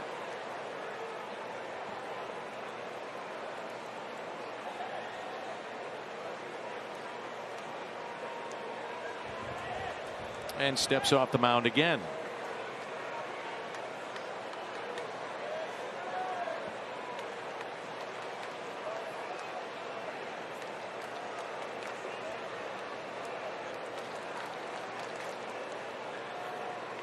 The 2-2 off the plate. Quantrill picked up from San Diego.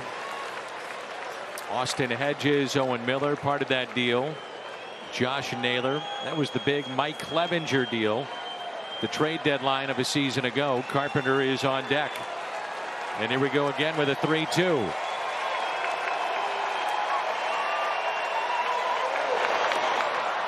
And a swing and a miss. Hedges finds it. And the strikeout of Molina. A couple of strikeouts for Quantrill. And we head to the 6th. 6-2. What's on tap? The Cardinals heading to Chicago at Wrigley. 12:30 will come your way on Bally Sports. Saturday on Fox. Sunday night they'll be on ESPN. We'll be back with you Monday when the Marlins will be here. One of the giveaways during this homestand, the bucket hat. Young man has been busy here at the ballpark. On my bucket list for a long time, the bucket hat. Dad doesn't have the bucket hat, but he's got kids crawling all over him. Fun at the old ball yard. Ahmed Rosario, he was part of the Lindor deal, came over from the Mets, number of seasons with the Metropolitans. Signed by New York, came up in 2017. Off the plate, 1 ball, 1 strike. So here we go with his 3rd time through the lineup now for Adam Wainwright. Pitch count very reasonable at 73. And the 1-1. Doesn't get the call. And we talked about it last night when things were going south, and they got south in a hurry. Cardinals had in 06 when they won the World Championship 83 wins, 2 separate years, or 2 separate streaks, excuse me, of 8-game losing skids, and I think they mixed in a 7-game or 2. They did. So 3 long losing streaks. Most teams have one of those. You just don't normally get away with having multiple. Tough to do. But the real secret is, how do you recover from it, and do you recover from it? 2-2, softly hit to first. Goldschmidt to the bag and the out. It reminds me of Jose Oquendo's comment that he made to me about how you can find out whether a guy's a player or not defensively. He says that I don't really care if they make an error. I find out about a guy when the next ball is hit to him. I mean, do they make another one, or do they get jittery? So the key, the hardest play is that next one. Again, errors happen, and you think about that collectively with the team, Dan. It's, you have a bad streak. Well, do you recover from that, or do you stay in that? And I think that's what we're all hoping the Cardinals don't do, is stay in it. And a pitch low and outside. Jose Ramirez flied to right with 2 runners on, also grounded out to second, 0 for 2. At one point in this game, Wainwright set 12 in a row down. The 1-0 pitch, 2 balls and no strikes.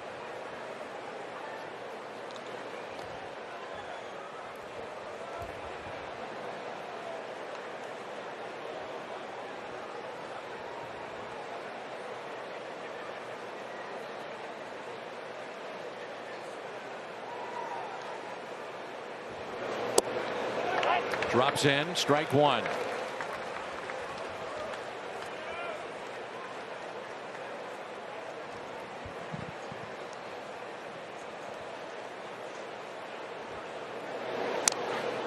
And a foul ball evens it up at 2-2. Well, I think Yachty caught that one. Yep, sure did. Slow to get back up. Home plate umpire recognizes that. Mark Carlson, our crew chief. And Yachty saying he's all right. That one, I think, got him on the arm or the forearm or the wrist, that area. Take a look here. Ouch.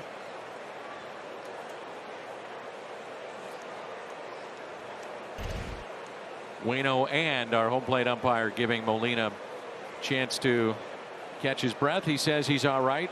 And here we go on a 2-2. Well, the thing you absolutely hope for in those moments is that it's not in the same place where he just got hurt, which tends to happen in this game. Guys fouling the ball off their foot, same spot.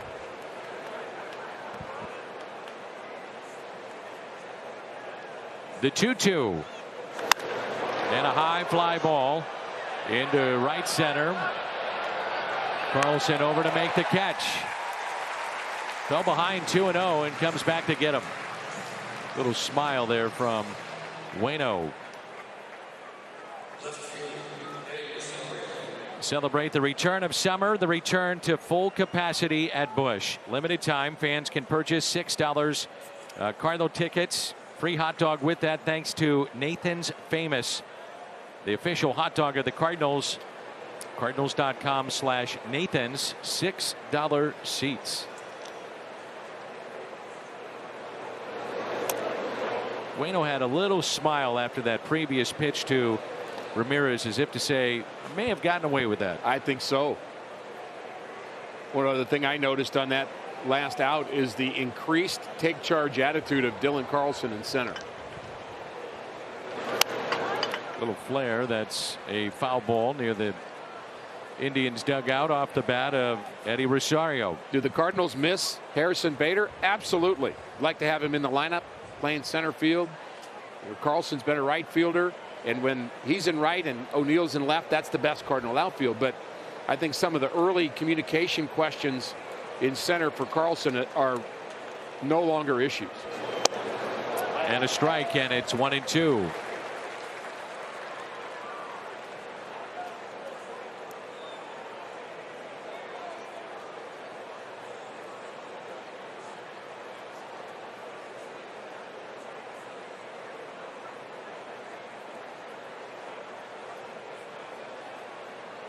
Wainwright has struck out 4 tonight.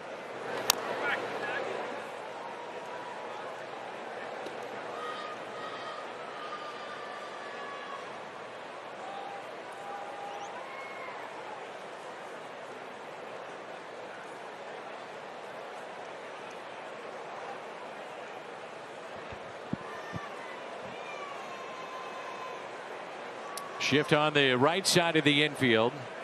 Outfield playing to Pole as well. Rosario 1 for 2 with an RBI double, and he strikes out looking.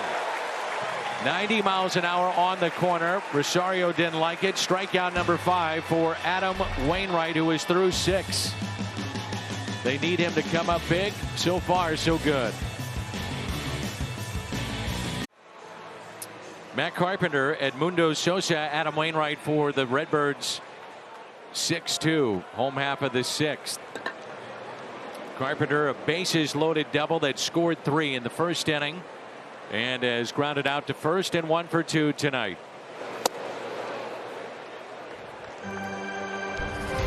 Back in the first inning, the BJC Healthcare difference maker hooking this down the right field line.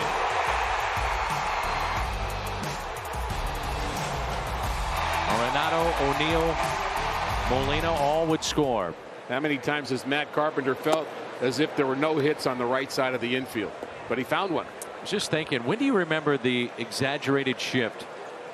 And he sees it every single night. You're not going to see any team play him straight up.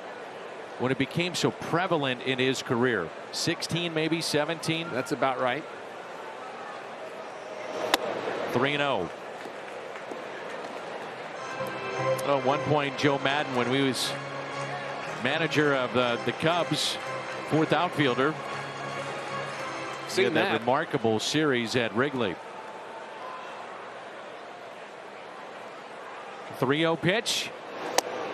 And a strike. And longtime fans of baseball know that the Cardinals shifted against Ted Williams in the World Series. I mean, that long ago. So it's not as if shifts never happened, but it's just become commonplace and mathematically so intricate and so planned out and so optimized how you're defending batters. 3-2. Quantrill in his second inning. Mejia, Maton, Parker in the fourth. Quantrill had the fifth, and now the sixth.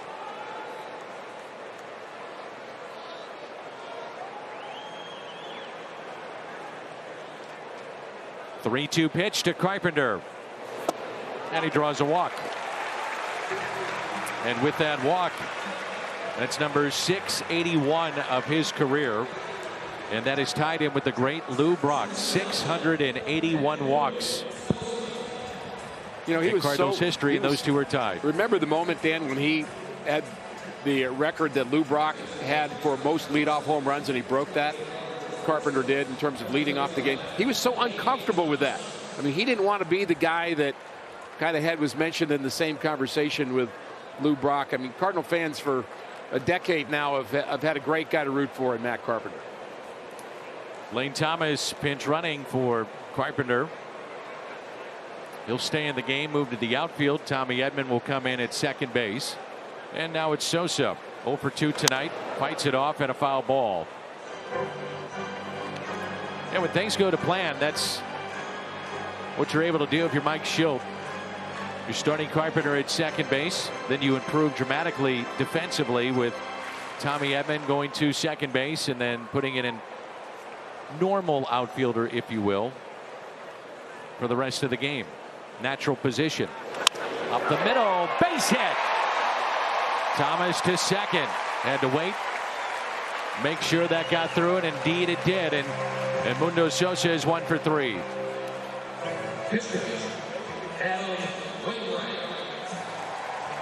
What's going to be interesting is when DeYoung gets back, you do have some options. Carpenter could play second, Edman in the outfield. Sosa could play second.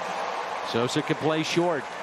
I mean, there's going to be some combinations potentially. Regardless, your team gets stronger. You've got more options. Always want options. Those 681 walks for Carpenter, if you're wondering, 6th all time in St. Louis Cardinals history. Waino at 86 pitches, pulls back, takes a ball. He singled to center field back in the fourth, first hit of the year.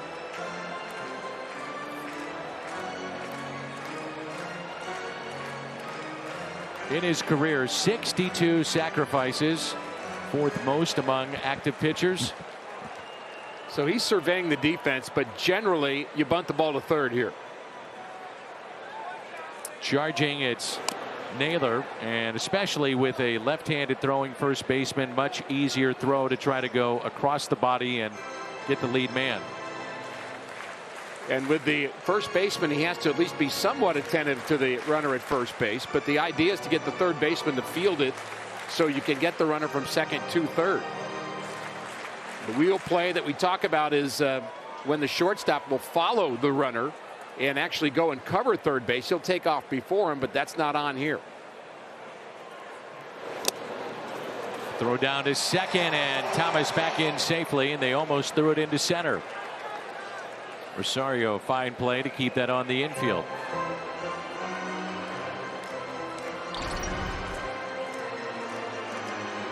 I'm not sure if Rosario catches this ball or if he just smothers it. Well, it's in his glove.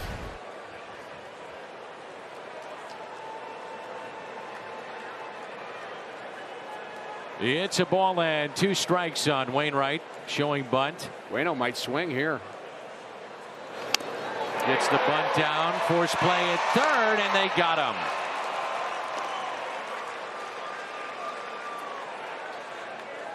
So Naylor took a chance, and he gets Lane Thomas at third base.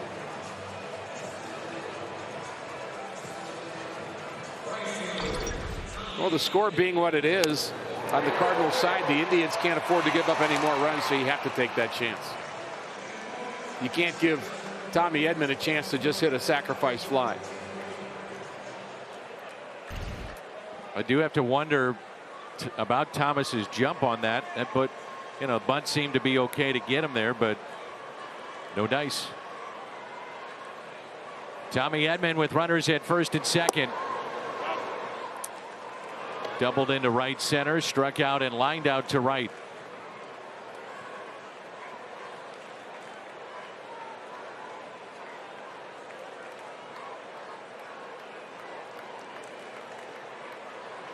Runners at first and second. 0-1 pitch to Edman. 1 ball and 1 strike.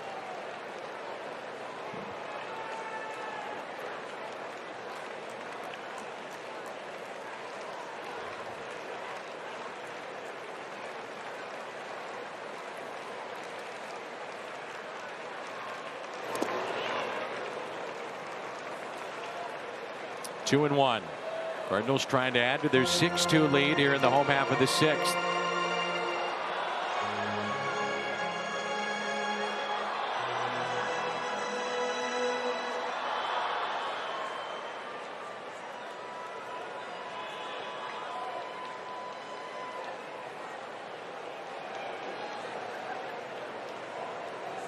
The 2-1 fouled back.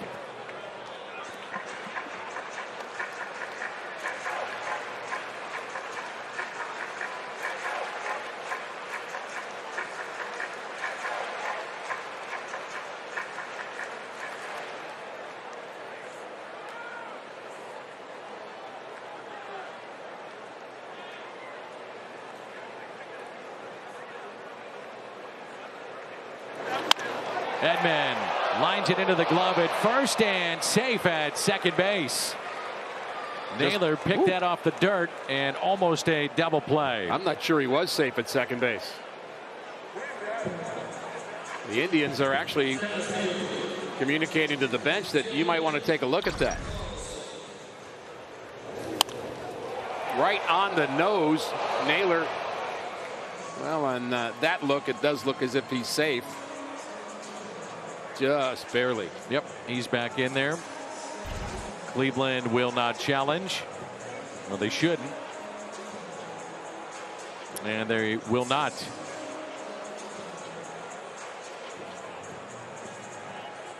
So Edman hitting into tough luck tonight a couple of times. This is not a terrific defensive team, Cleveland, but 2 very good plays by Naylor, the first baseman, in this inning. Cardinals 3 for 10 with runners in scoring position tonight.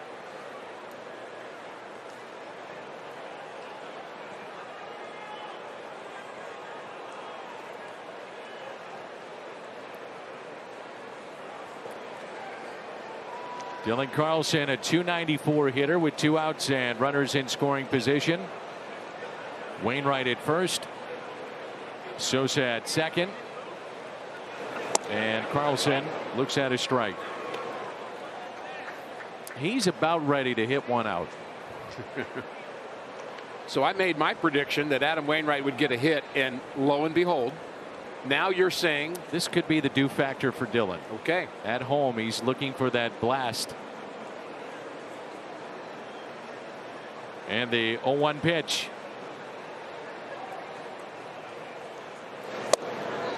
Nothing in 2.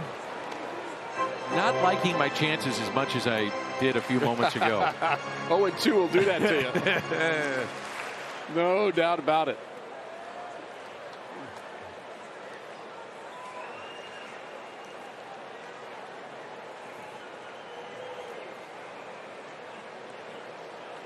And the 0-2 pitch to Dylan Carlson. Upstairs. You know, Dan, I bring up the total baseball MLB batting averages when you're behind in the count or when you're ahead in the count, and I do that a lot because I think it's important, and people new to baseball just to understand how difficult it is to pitch when you're behind in the count and how difficult it is to hit when you're behind in the count. No doubt. The 1-2 2-2. Well, we always talk about it. You know, you get to that 2-1 count and the swing pitch of 1-1. Yeah. When it's 1-1, I call it the swing pitch. If you lose it, if it goes in the other direction, it's a 200-point difference on the total batting average across baseball. That's phenomenal. Yes. It's a huge difference.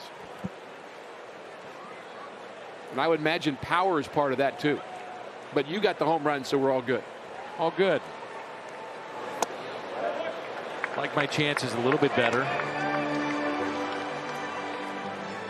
3-2 from 0-2 to a full count. And you know he does not want to face Goldschmidt with the bases loaded, so a chance here for Dylan Carlson. I'm just saying, you know, he's due. Like some of the swings tonight. And that's even with a pair of strikeouts. Just got to watch the game, Ricky. I'm with you, Dan. 3-2 pitch. And Carlson rocks one into right and lines out to Ramirez. The fence was too deep in right. It really was. 300 feet and that's out of here. They got to look at rule changes.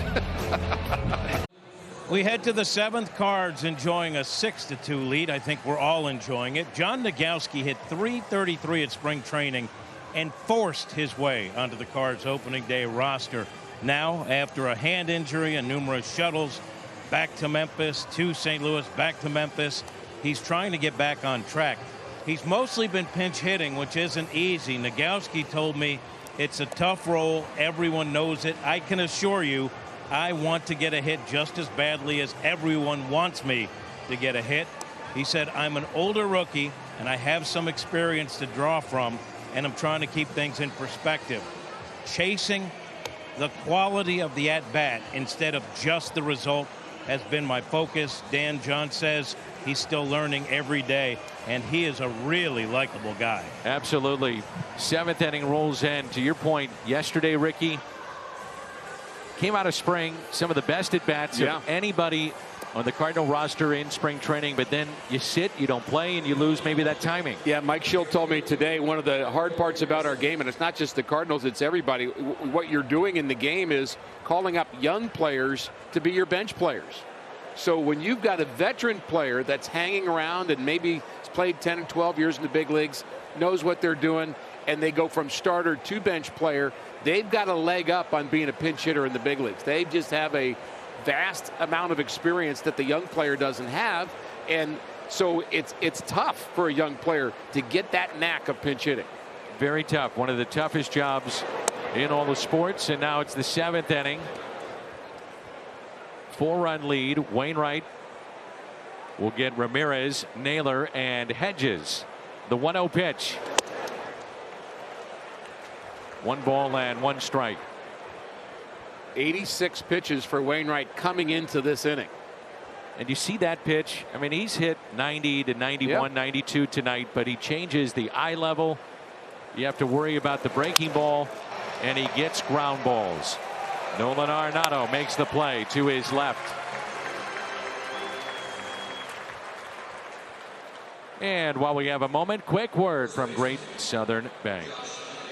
Chipping in on a surprise birthday gift that everyone will love, especially at 4:30 in the morning? When the big day arrives, you can send money fast with the Great Southern mobile app.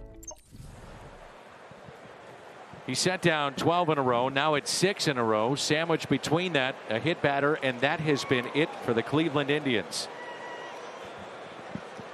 They have not had a base hit since back in the first. Soft contact, ground balls, changing speeds, pitching. Naylor retired.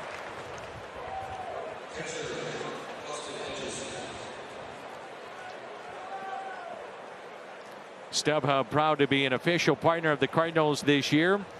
If your plans change, you can easily list your tickets with StubHub. Download the StubHub app today.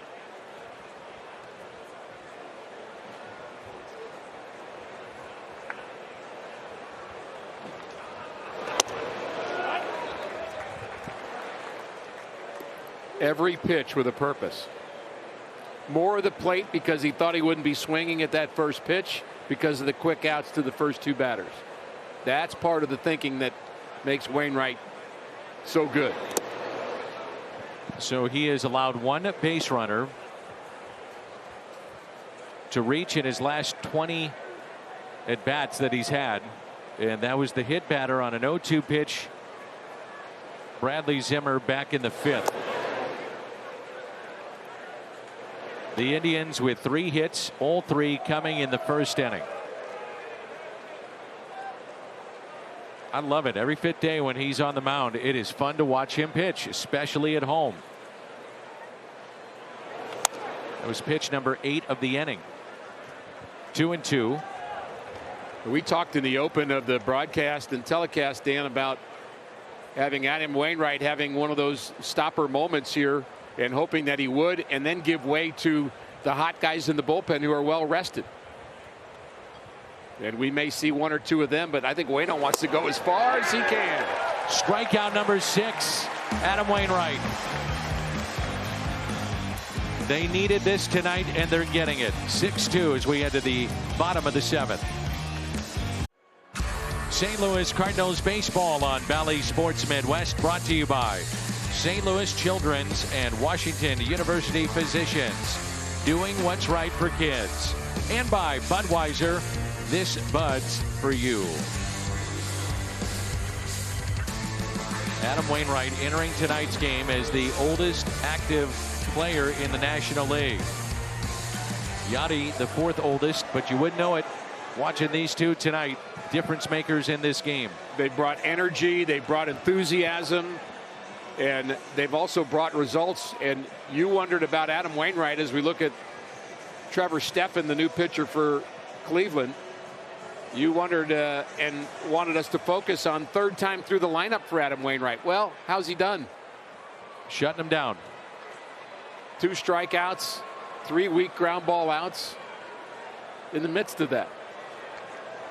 There's Goldschmidt. He's been hit by a pitch. 0 for 2 with a pair of strikeouts. And the first pitch to him. If the Cardinals can hold on, it'll be 92 career home wins for Waino. Gateway Honda home run inning. Cardinals hit a home run. The Gateway Honda dealers donate $1,000 to the Make-A-Wish Foundation of Missouri. And the 0-1 is hit out to deep right field. Ramirez is back. Gone! Just over the wall at an opposite field home run. Paul Goldschmidt.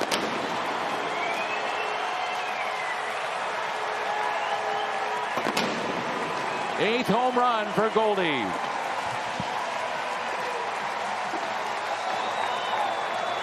You could barely get the Honda home run inning out of your mouth. Right on cue. And thanks to Paul Goldschmidt, $1,000 donated to the Make-A-Wish Foundation of Missouri. Gateway Honda dealers just over the wall in right. Home run number 8. And he's driven in 30 on the year.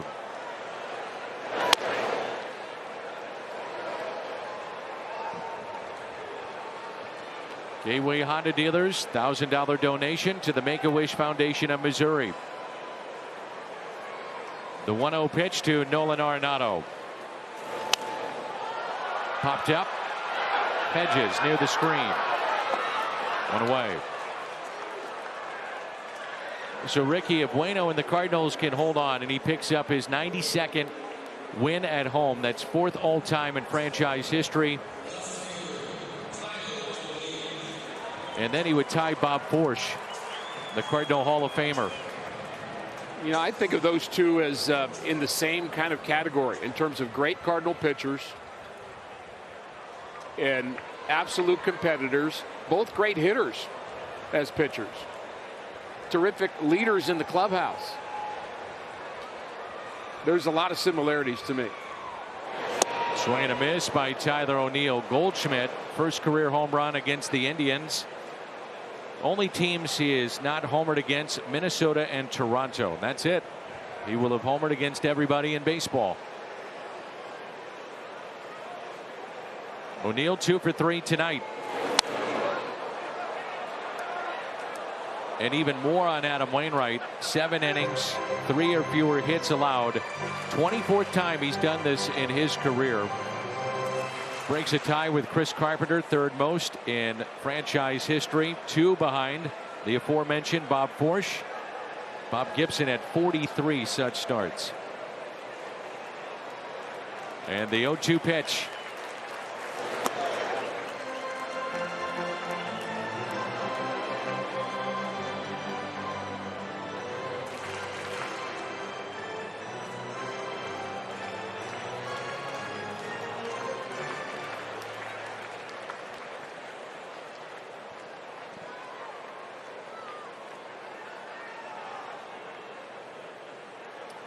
The 1-2 pitch.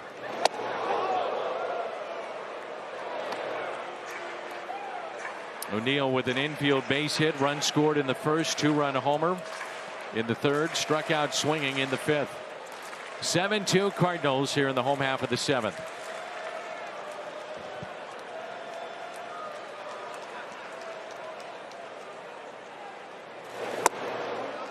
You mentioned it earlier. Staying away from that pitch. He's done that twice in this at bat. And by staying away from it, you earn this pitch with a little more advantage in your direction. And O'Neill sends one out to center. Zimmer back at the wall. Gone. 2-home run night, Tyler O'Neill. He's got 15 bombs this year.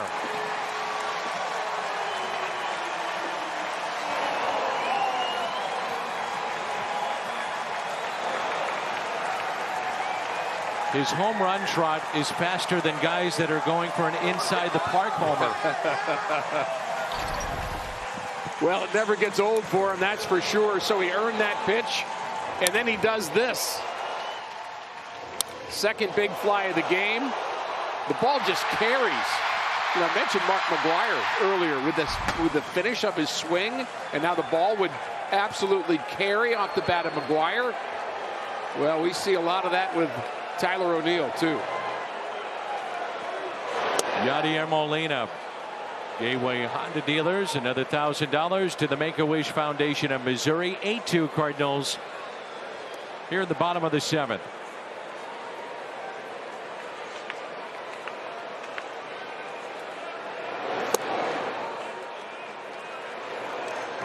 You have a 6-run lead.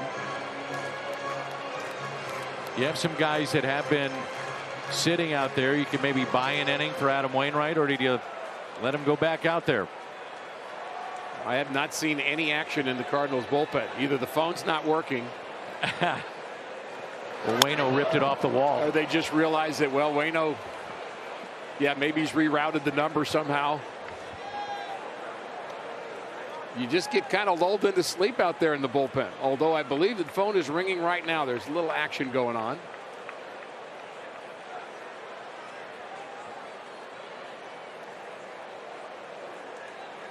O'Neill now fourth in the National League with 15 home runs.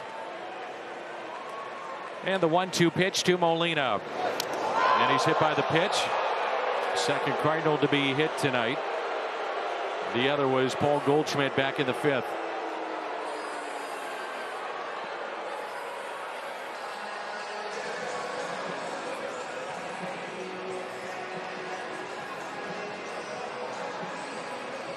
So Yadi back in action.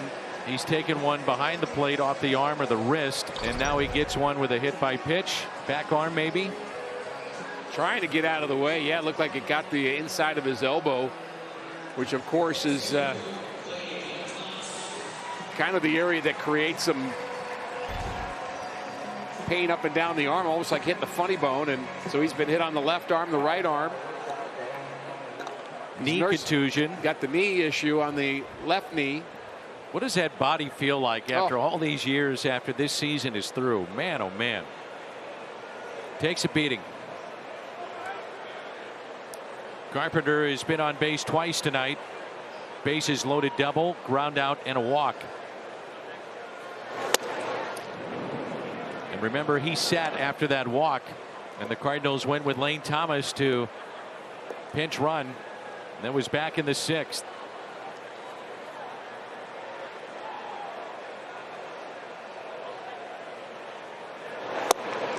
One ball and one strike.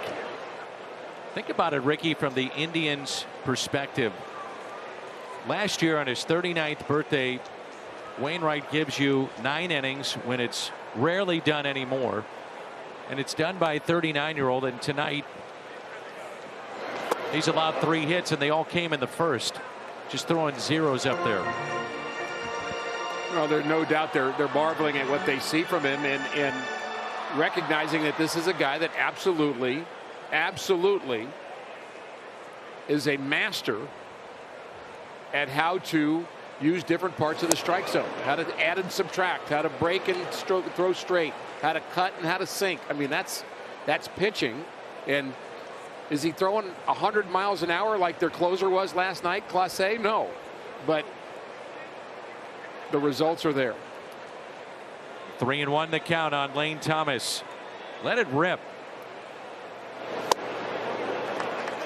Takes a pitch high and draws a walk. And still only 1 out here in the home half of the 7th. So I have this thought, Dan, as Carl Willis is their pitching coach, a former teammate of mine many moons ago, on the way up to the Cleveland Indians, and good pitcher at the big league level, also played with the White Sox. And he's a well-respected pitching coach, by the way. But been around a long time. But here's my thought. You're at the ballpark today.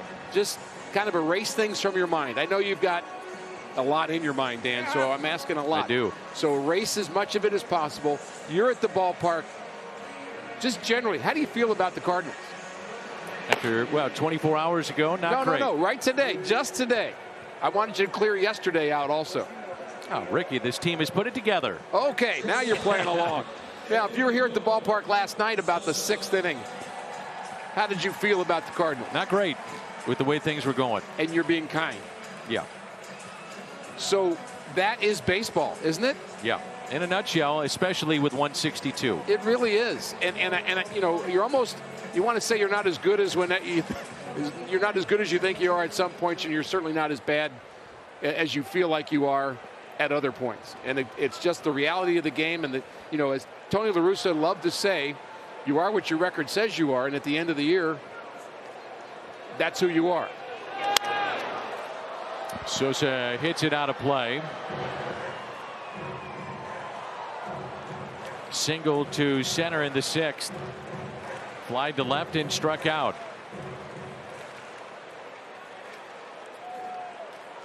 Runners at first and second. Thomas at first. Molina is at second.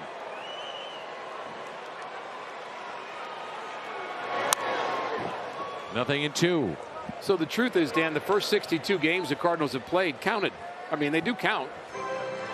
But to draw too many conclusions, it's one of the reasons I've never been a big fan of speculating through game 60 who the rookie of the year is going to be. Because maybe the rookie of the year in the National League is still in the minor leagues right now. It's happened many times. Of course. So that's the joy of the marathon of a baseball season. Sosa with a drive into deep right. Ramirez going back, spun around and makes the catch on the track. And the runners stay put.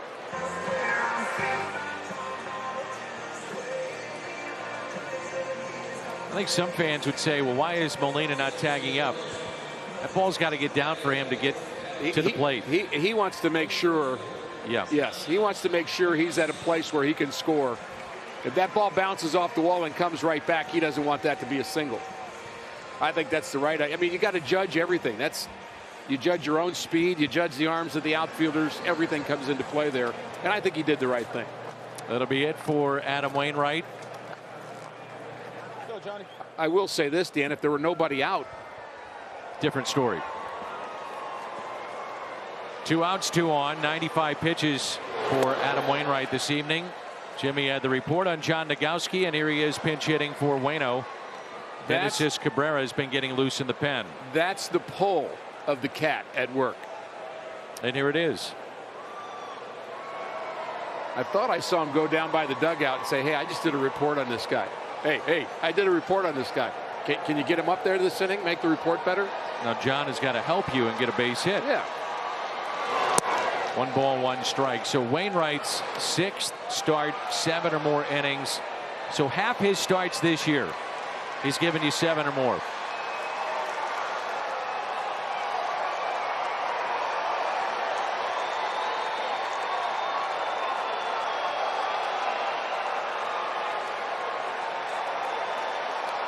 The 1-1. 2 strikes on John Nogowski. I don't know who gets to decide whether you do the wave clockwise or counterclockwise, but this is a change here at Busch Stadium.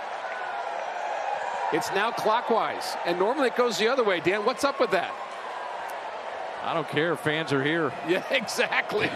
Yeah, the wave with the cardboards was kind of boring, wasn't it? It sure was. The 1-2, and Nogowski sends it into center. Carries to Zimmer. Cardinals strand a pair, but another home run by Tyler O'Neill. It's 8-2.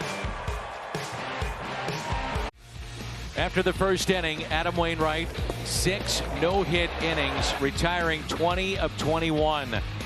Only one that got on was a hit batter.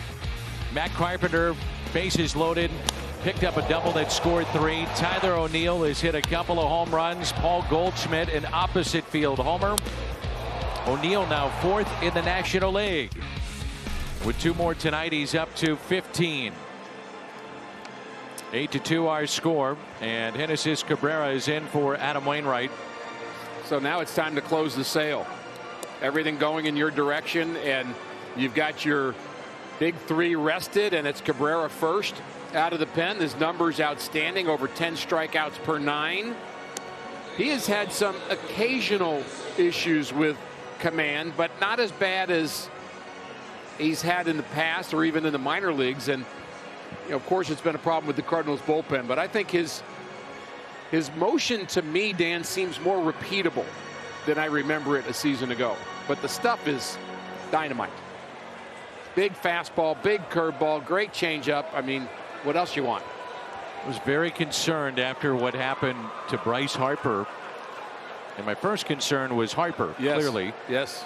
But then you think about Genesis Cabrera trying to bounce back after that scary situation, and he did.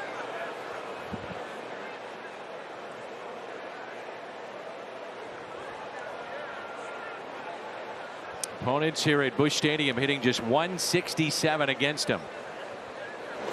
Good fastball, 1-1. And you wonder about, people wonder about, well, what do coaches do and what do teammates do to help each other out? Well, not only did he bounce back, but there had to be, and we're not privy to all of what goes on, what conversations happen, nor should we be. But there was a lot of help for him during that time.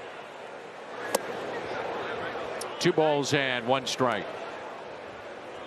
His communication to Harper, letting him know that he was sorry, and Harper's communication back that, that may have helped. I think it was huge. Yeah. Give Bryce Harper a ton of credit. It froze him 2-2. Harper didn't have to do that. No. That just kind of nullified everything. Right.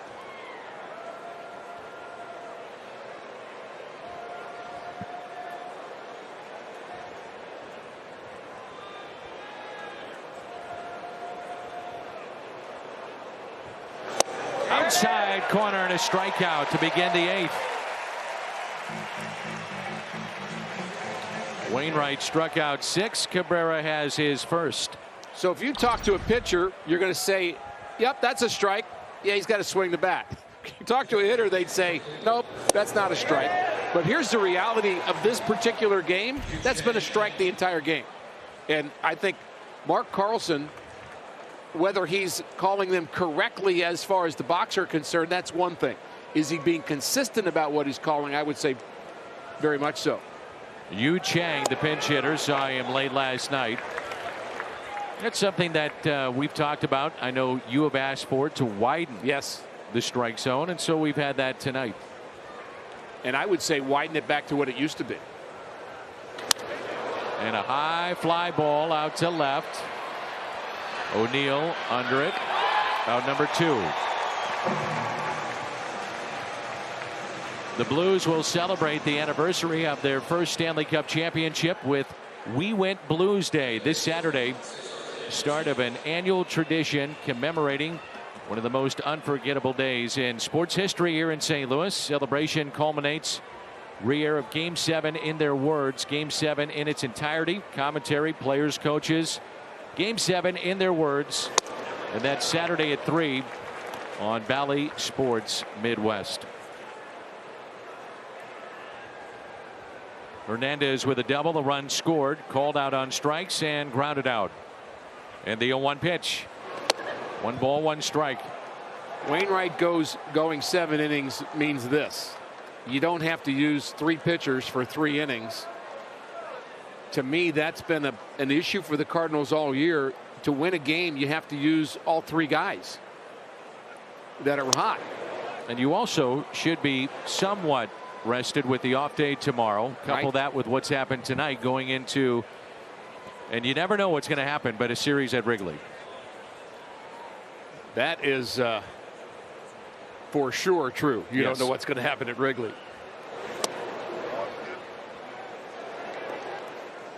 Last time the Cardinals were there with fans, it was one of the most memorable series in recent memory. The Cardinals had a 4-game sweep. A lot of games they came back late. They had the back-to-back home runs with Molina and DeYoung on back-to-back pitches against Kimbrel. That's the last time we saw fans there with the Cubs and the Cardinals. The history of the Cardinals and Cubs have always shown me that the team that's playing the best isn't always the team that wins in those series. Absolutely. 3-2 pitch with 2 outs and nobody on. A liner that'll carry to the right fielder, Lane Thomas. Bottom of the 8th. Cardinals up 8-2. This copyrighted telecast presented by authority of the Cardinals and not to be reproduced or retransmitted in any form.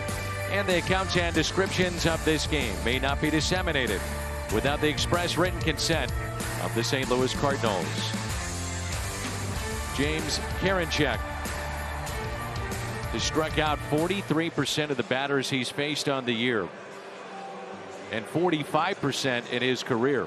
Chevy called to the pen. Wasn't Ricky Vaughn's number 99? It was, wearing that Indians uniform. May have to rewatch that movie. Every time I think of that movie, I smile. Might have to do that. This guy's got a outstanding breaking ball. Pitch high to Tommy Edman. Well, how about the Cardinals here? They have now, after that first inning, set down 23 of the last 24. And the only man that made it on base was Zimmer, hit by a pitch in the 5th.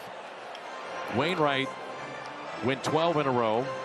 And then he's a combination with Genesis Cabrera. They have retired the last 11 after that hit by pitch in the 5th. The 3 Cleveland hits came in the first inning. The 1-1. 1 ball and 2 strikes. Tommy Edman has doubled. He has struck out, lined out to right, lined out to first.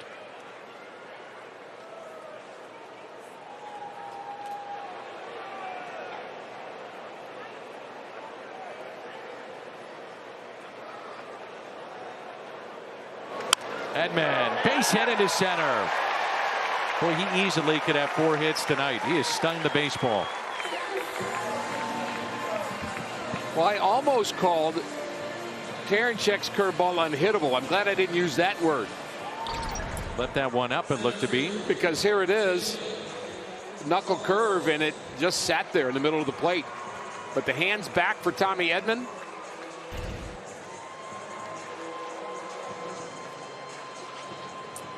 Carlson is fly to center. Pair of strikeouts lined out to right. Hit it 105 miles an hour, but right into the glove of Harold Ramirez in right field.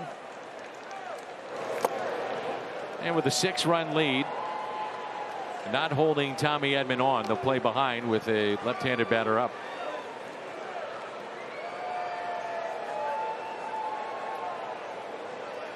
How much is enough not to run? Well, I can give you Whitey Herzog's answer to this, but it is no longer standard operating procedure in the big leagues.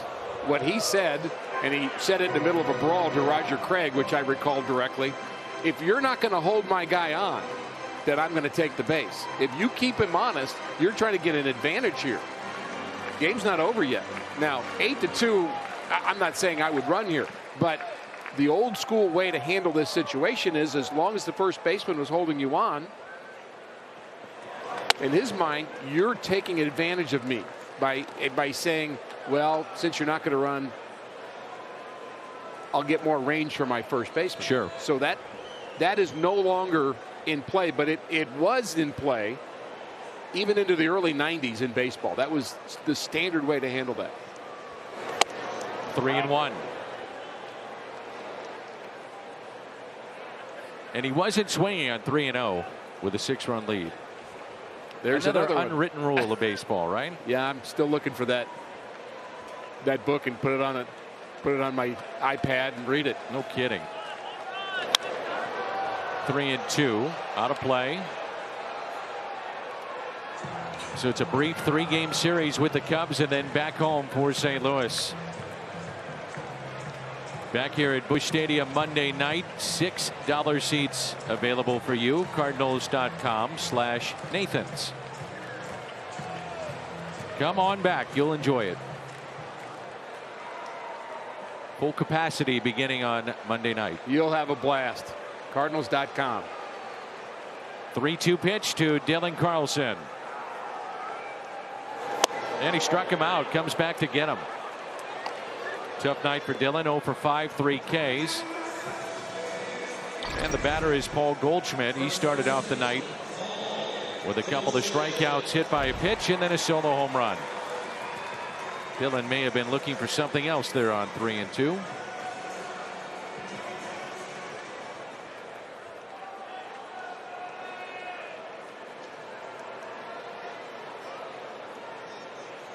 So 1 out and a runner at first base.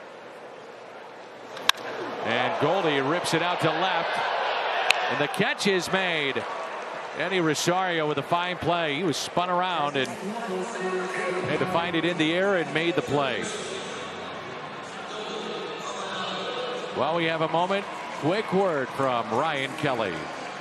Baseball's back, and we couldn't be more excited. Mortgage interest rates are on the rise, but we're still locking rates in the 2s. Start saving now and apply online. TheHomeLoanExpert.com. Ball was tattooed there by Goldie. I felt like the route that he was taking to get to the ball is kind of like a wide receiver trying to elude a defensive back. You know, he spun around, went this way. It was just a move. I don't know who he was faking out. It's a good play. And I don't know how he caught it, because I don't know how you pick up a baseball that late and catch it. There's Arenado. Pitch in the dirt. Edman staying put at first base.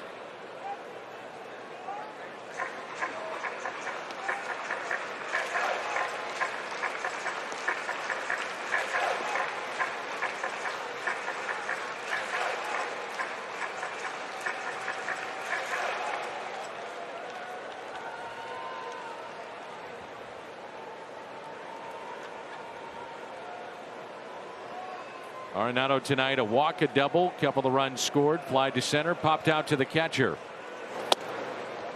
2 balls and no strikes. Ryan Helsley has been getting loose in the St. Louis bullpen. Nolan Arenado gets what, 700 plate appearances every year? He cares about every one of them. There's no doubting that.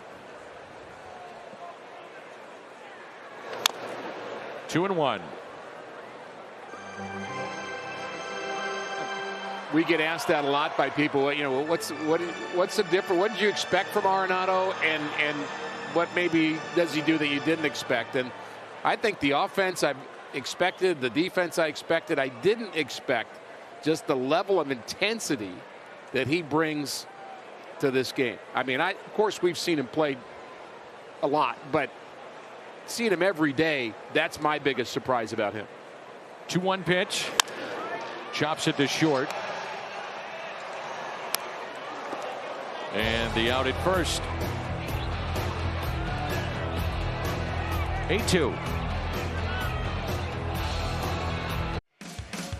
The Budweiser player of the game, Adam Wainwright. 7 innings tonight for the Cardinals. He gave up 3 hits. All came in the first inning.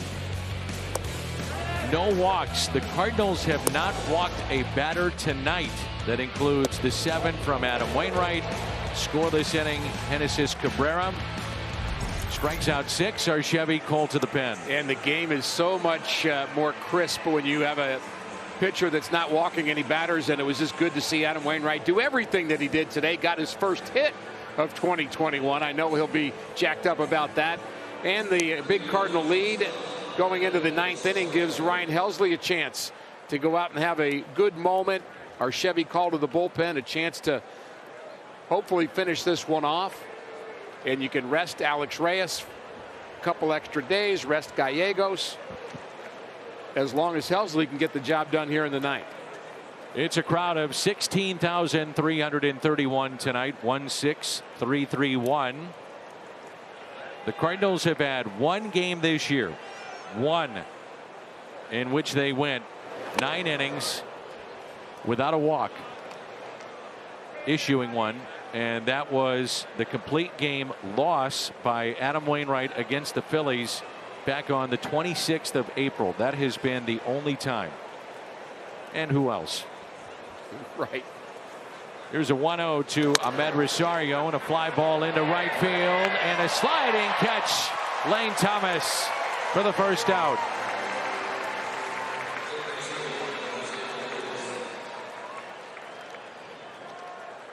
That's now 24 of 25 that have gone down in this Cleveland lineup.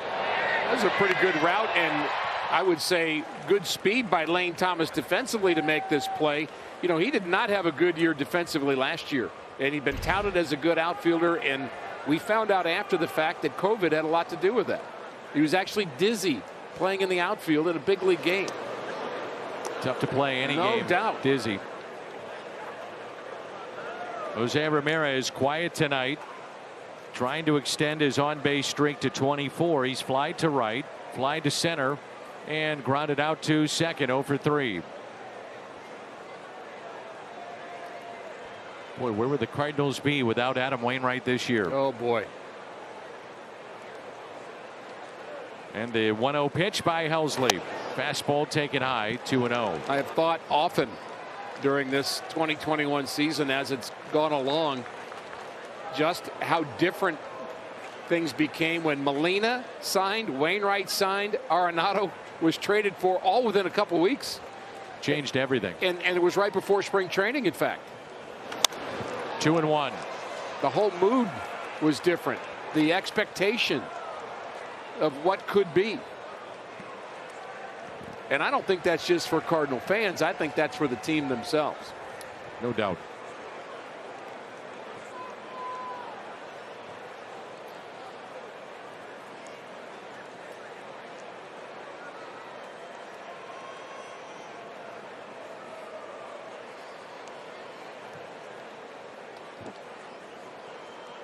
The 2-1 pitch.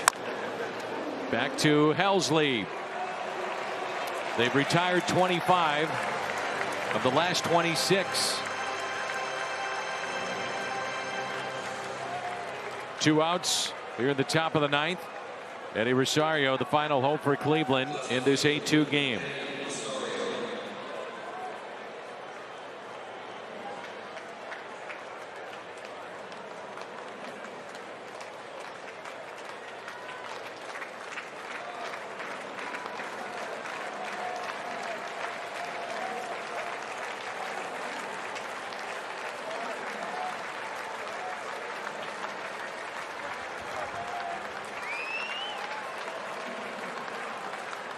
Some of the crowd on their feet. 2 outs. Fouled back, strike 1.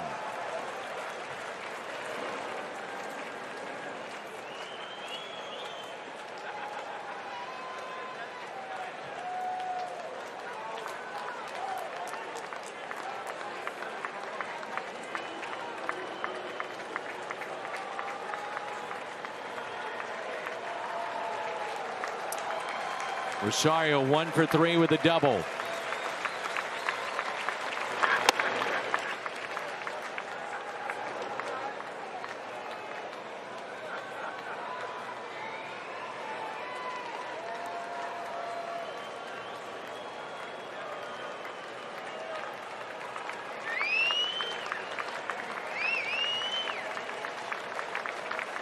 The 1-1.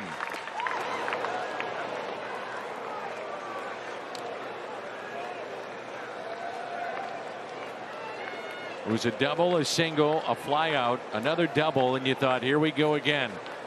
And the Indians in that first inning had a 2-0 lead. Cardinals answered with 4. 2 in the third, 2 more in the seventh, and they lead it 8-2. The 2-1 pitch. Fly ball down the left field line, slicing and out of play. The Indians down to their final strike, 2-2.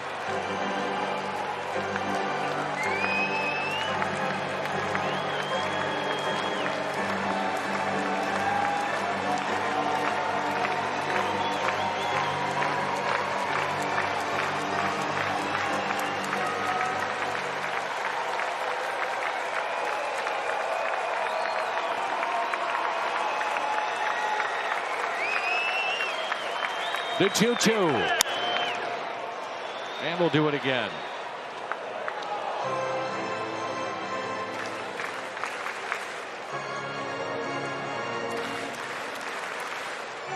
The Indians have not had a hit since back in the first. Their lone base runner in the game since that time in the fifth. Bradley Zimmer hit by a pitch, 0-2 from Adam Wainwright, and that has been it.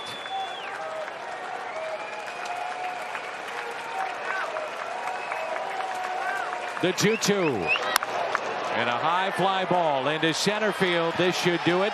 The losing streak will come to a close, and Cardinal pitching retires 26 of the final 27 Indians. What a night for Cardinal pitching, and a nice way to break the losing skid. Some sour notes during the homestand, but the Cardinals finish on a high note with the orchestra leader, Adam Wainwright. Wainwright sensational tonight. Most times he is here at home. He's now 4-5. And the Cardinals are back to 2 games above the 500 mark. The losing skid is over. And they split the series with the Cleveland Indians. Hey, a lot of highlights to talk about in the post-game show. That'll be nice. 8-2 the final. Post-game next. Our next telecast will be Friday afternoon.